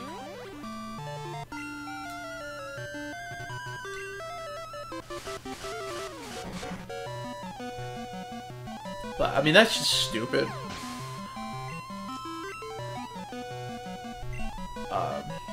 Another example why I really don't like the U.S. Post Office. Okay, there's no Pokemon Center here. I thought there was. What games were on that what we're going to talk about? The Gottlieb collection, and I could be mispronouncing it. That is has a bunch of virtual versions of classic pinball tables, as does the Williams collection. This will be the final battle for tonight. That was just gonna be for B-roll. It's been a while, Gold. Since I lost to you, I thought about what I was lacking with my Pokemon. We came up with an answer. Who's we? That's what I'm worried about. Was he talking to his Pokemon? That's weird. They can only say their names. But you can tell this is dramatic because he's pointing at me.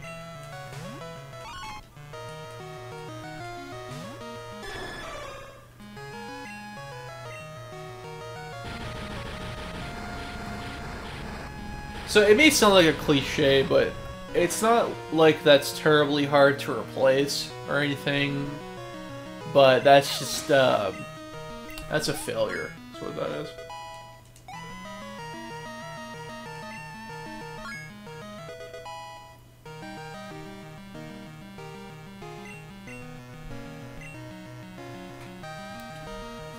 Mopar sent out Golbat.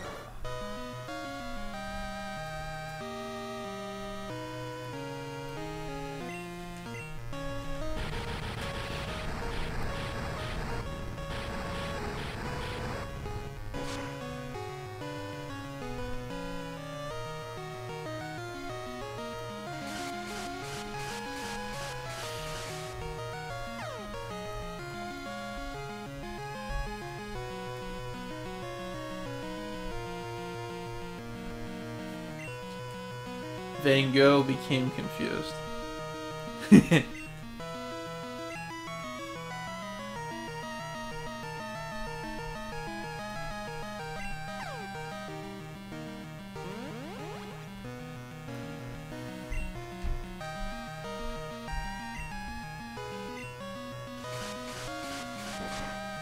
Just go up and then you're not confused anymore.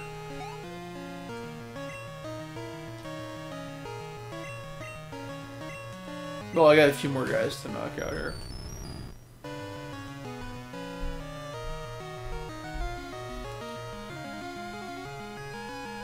Became, or was he always like that from the start? I don't... Okay, wait, you're talking about Vincent Van Gogh, okay.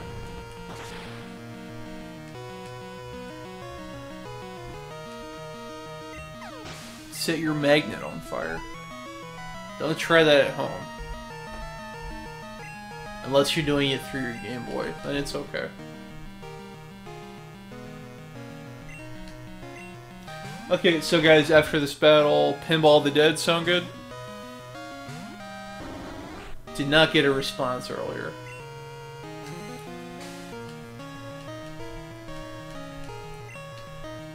Gengar the Dead.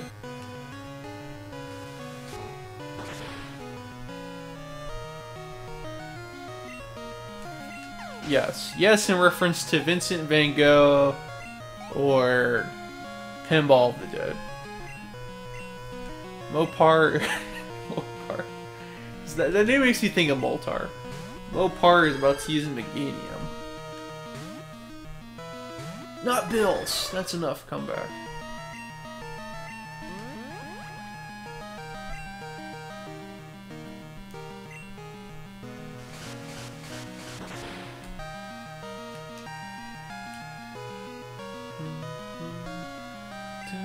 Wow.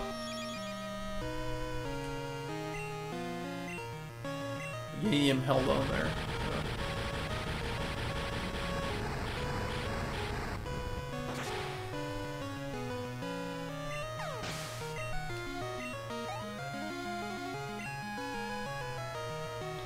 I actually think of lesser used character Lokar. Lokar from Space Ghost.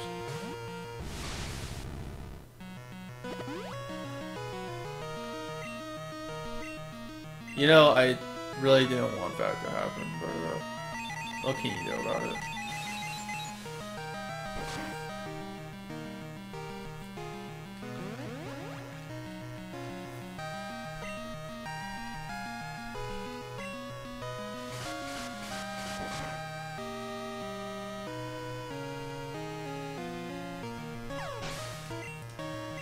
Down goes Silver.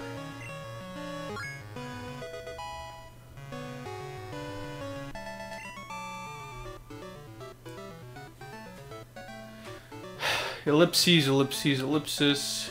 I thought I raised my Pokemon to be the best they could be. But he couldn't train them to his best. He failed his cause. Dot dot dot. Dot dot dot. You won fair and square. Ah, shucks. I admit it. But this isn't the end. I'm gonna be the greatest Japanese animal trainer ever. Because these guys are behind me. Listen, Gold. One of these days I'm gonna prove how good I am by beating you. And there'll be a first time for everything.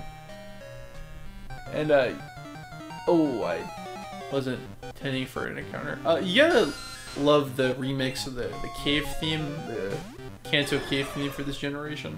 I think it sounds pretty spooky and foreboding in Generation 1, but this is really nice and relaxed and chill and ambient. Maybe a little too relaxed. Anyway, I'm gonna save here, and then we'll play some pinball with zombies. I'll take a brief break, and then I'll do 20 minutes of that, and then we'll get out of here. But let me take a 5-minute break, right, guys?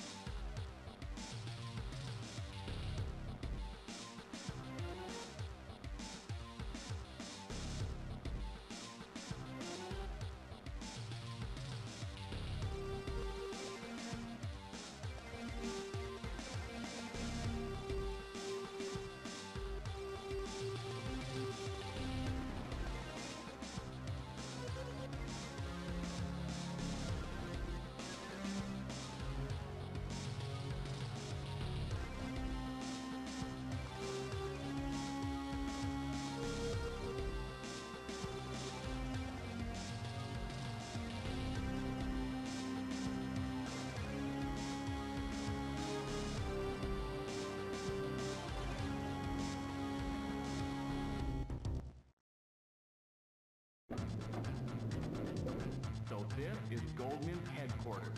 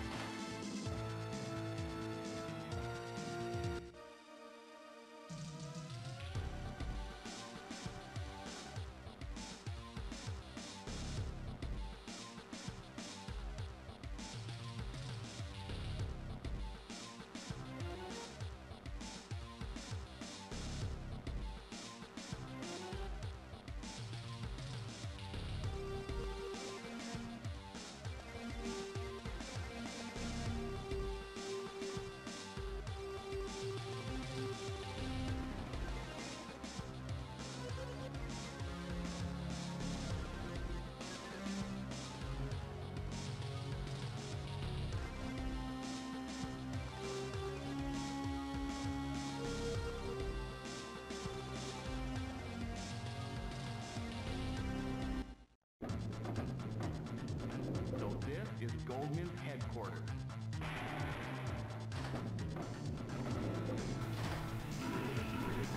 Hey, can you hear me? I don't know. Hopefully you can. Alright. So that was the brief little intermission. So, Pinball of the Dead. It's the pinball version, excuse me, of House of the Dead. Let's see, I'll set a timer. We'll do a little margin of error here. This is just to kind of get the feel of it.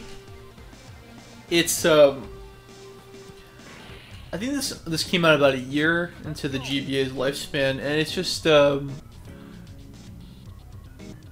it's kind of it is kind of odd, but just somehow it works somehow. I mean, they had Typing of the Dead, and that was a pretty decent game overall. This actually reminds me a lot, and I can do a video comparison of it someday. At least this table here reminds me of a TurboGrafx 16 game called Devil's Crush. The second game in the Crush series by Compile and Naxat Soft, pardon me.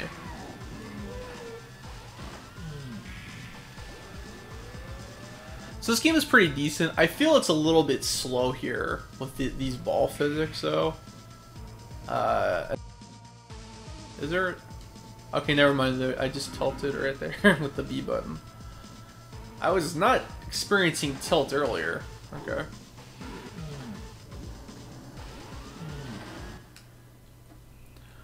Alright. Ryan says... I'm gonna head out to do my thing, AT. Thanks for the Pokemon. Okay. It was good to see you.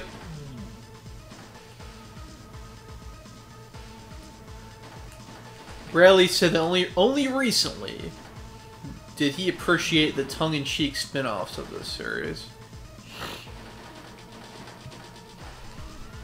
As far as zombie and horror games go, I'm not terribly deep into the mythology of House of the Dead.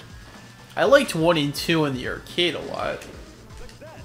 But I you know, if there's a story, I can tell you the story.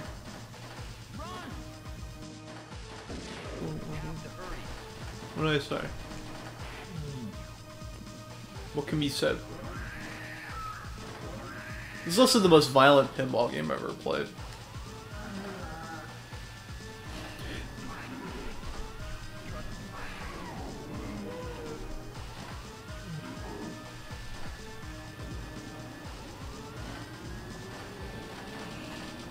So the goal is to get to the top of the screen and to fight the boss.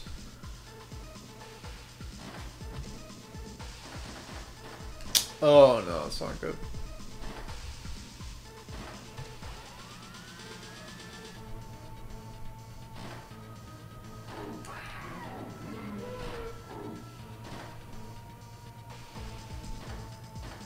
No, not unlike Devil's Crush or even Kirby's Pinball Land. There we go. That's where I need to be. And then to the right will be the boss room. But I'll need to beat these guys here first. Excuse me.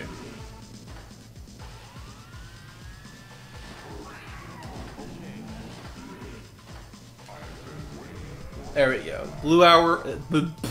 The blue arrow is lit up, and now I can fight the boss.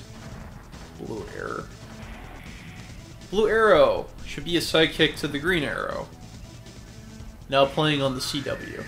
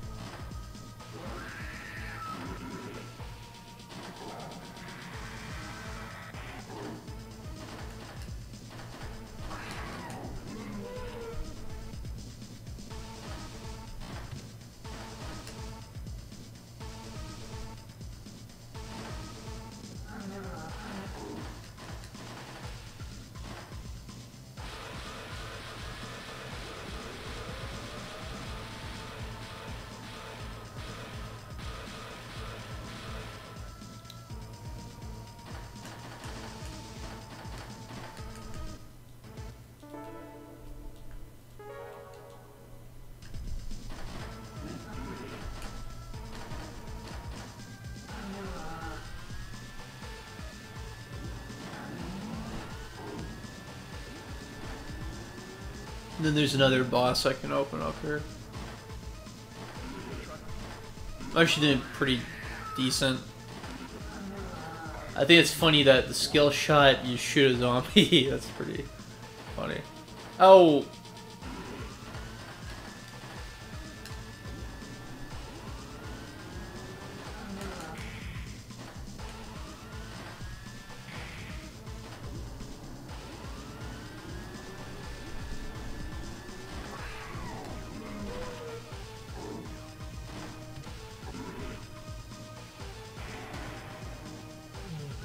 Okay, luckily I had a kickback there.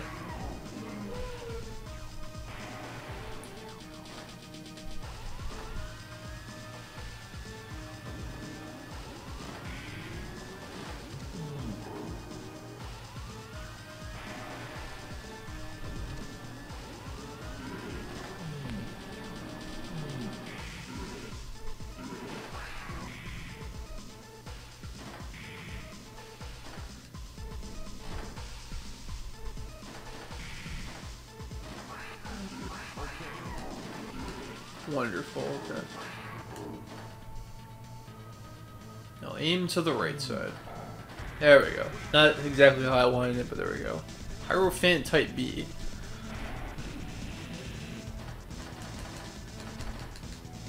Yeah, I'm not deeply invested in the lore of House of the Dead, but the bosses seem very Resident Evil-esque.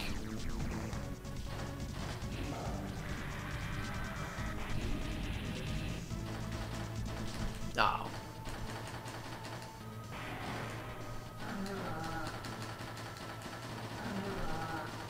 If I fail this table, I'll let who's ever here pick the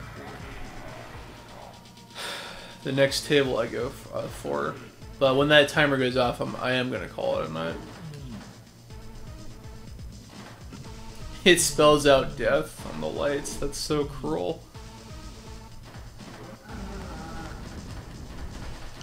Such a foreboding pinball table. That's for sure.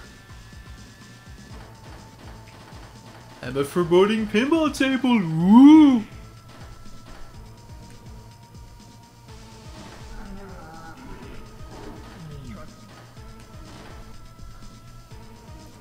Went all the way up, only just to come down. Raleigh says that the guy's boogieing down. I'm assuming you meant the Hierophant type B boss. And then he pointed out that the light should be spelling out F-I-N-A-N-L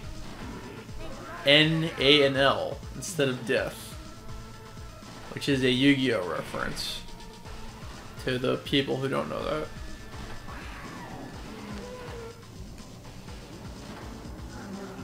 There we go. Wonderful, wonderful. Ooh, not so much.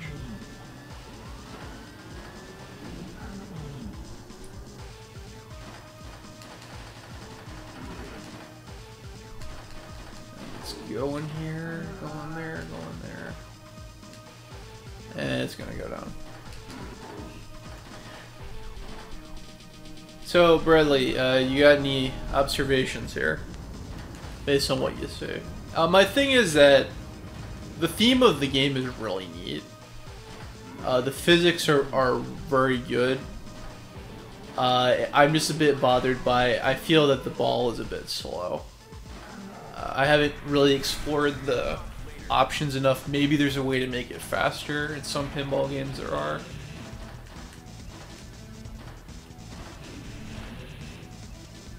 I wish the ball went a bit faster. Again, it is very hard to judge a game unless you actually play it yourself.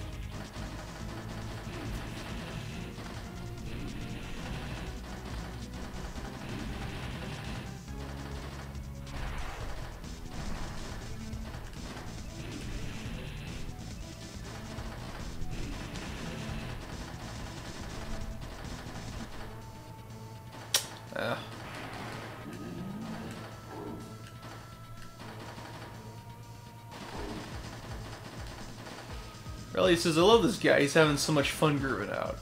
Yeah, with his guts hanging out. Ew.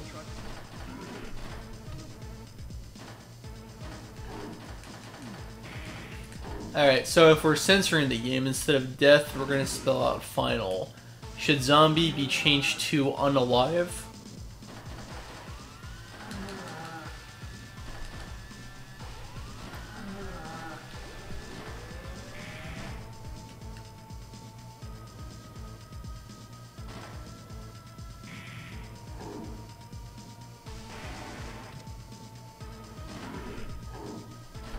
Oh, no.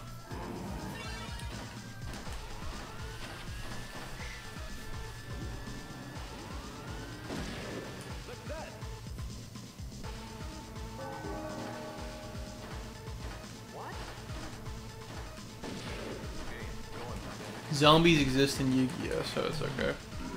But remember, in Japan, they're called undead.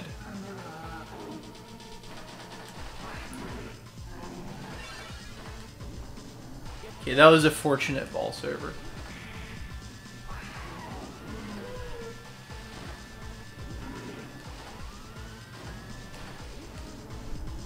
So the hypocrisy that zombies can exist, but you can't mention death, is extraordinary. It's astounding.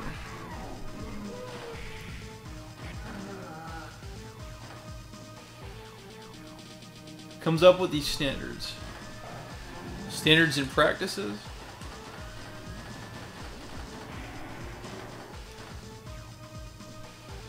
I think that was my last kickback for the right side.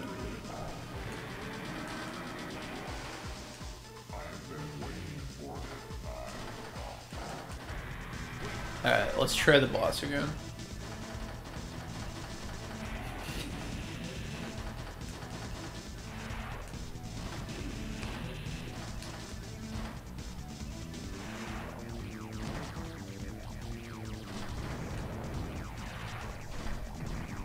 By the way, guys, I am almost done with my gold stream. I really wanted to finish it this week.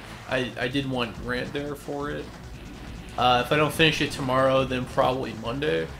But my next game I want to do a campaign through. I think maybe Pokemon might take a backseat for a little bit. I really want to do Wario Land 4. I've been thinking about that lately. That would be a fun one to stream.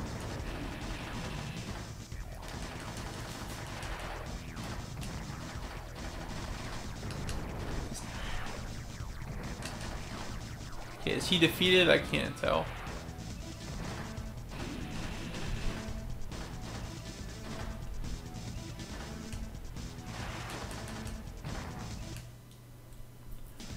Bradley says I don't see getting past tomorrow since Mount Silver isn't very difficult. Well, my thing is I wanted Grant to be there for the finale. And he goes to bed pretty early.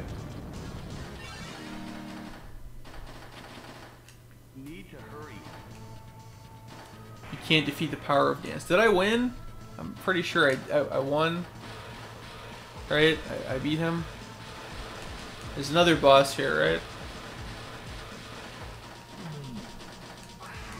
This is honestly the furthest I've ever gotten on this table.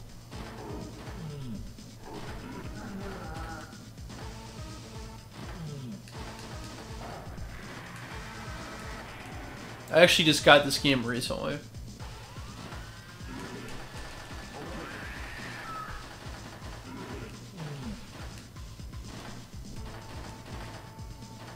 That is a way to fall.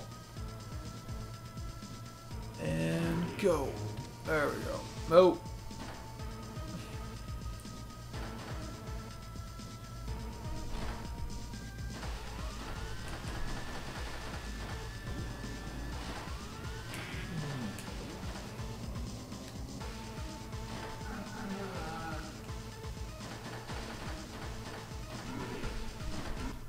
Alright, I'm gonna message her.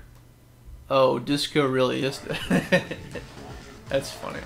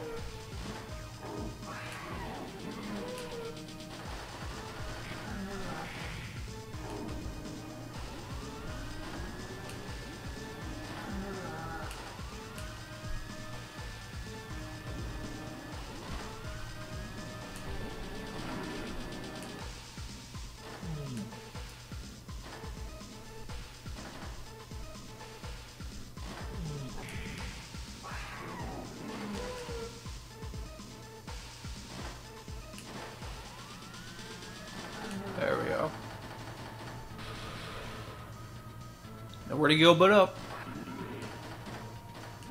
And now right.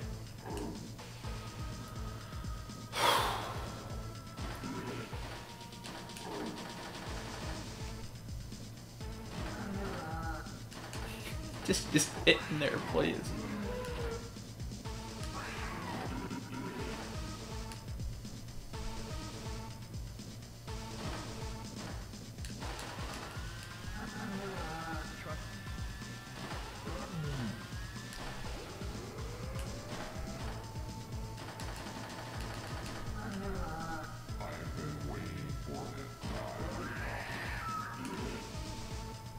The arrow is expiring.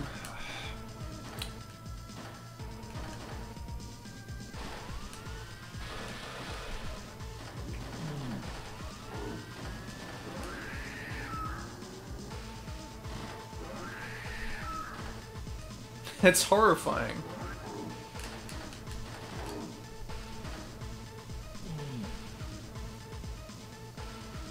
The screaming is horrifying.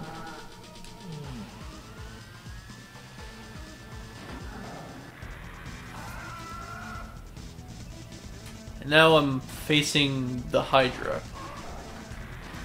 Ah, come on. Okay.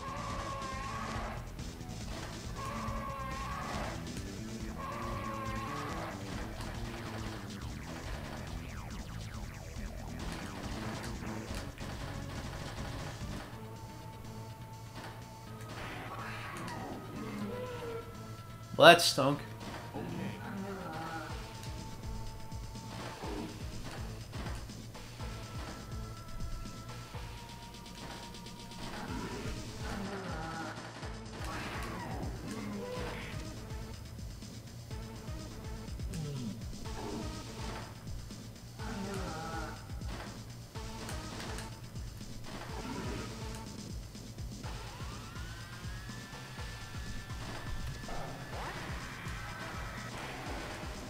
Whoa.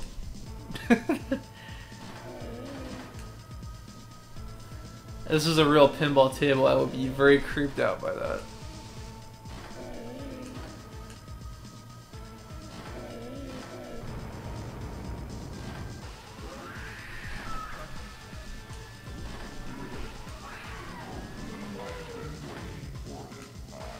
Alright, let's try to face that Hydra, or whatever it is again. I think it was called Tower Type. Tower Type 8000. Sounds like a Yu-Gi-Oh card.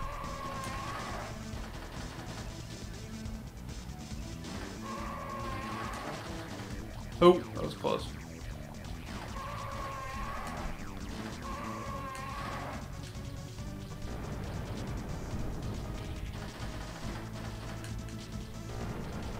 Alright. I think that conquers this table. I'm actually not sure. This is the furthest I've ever gotten. Could there be more? I'm not sure.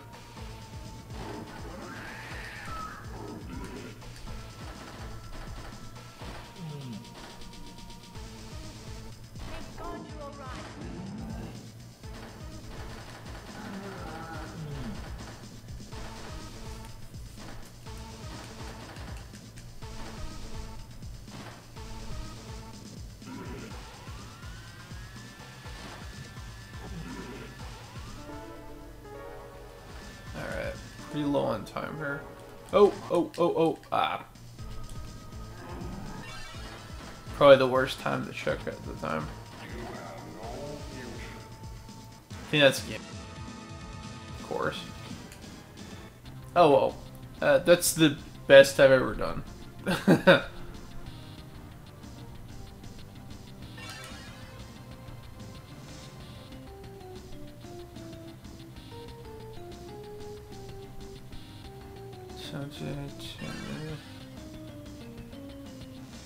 Exclamation point.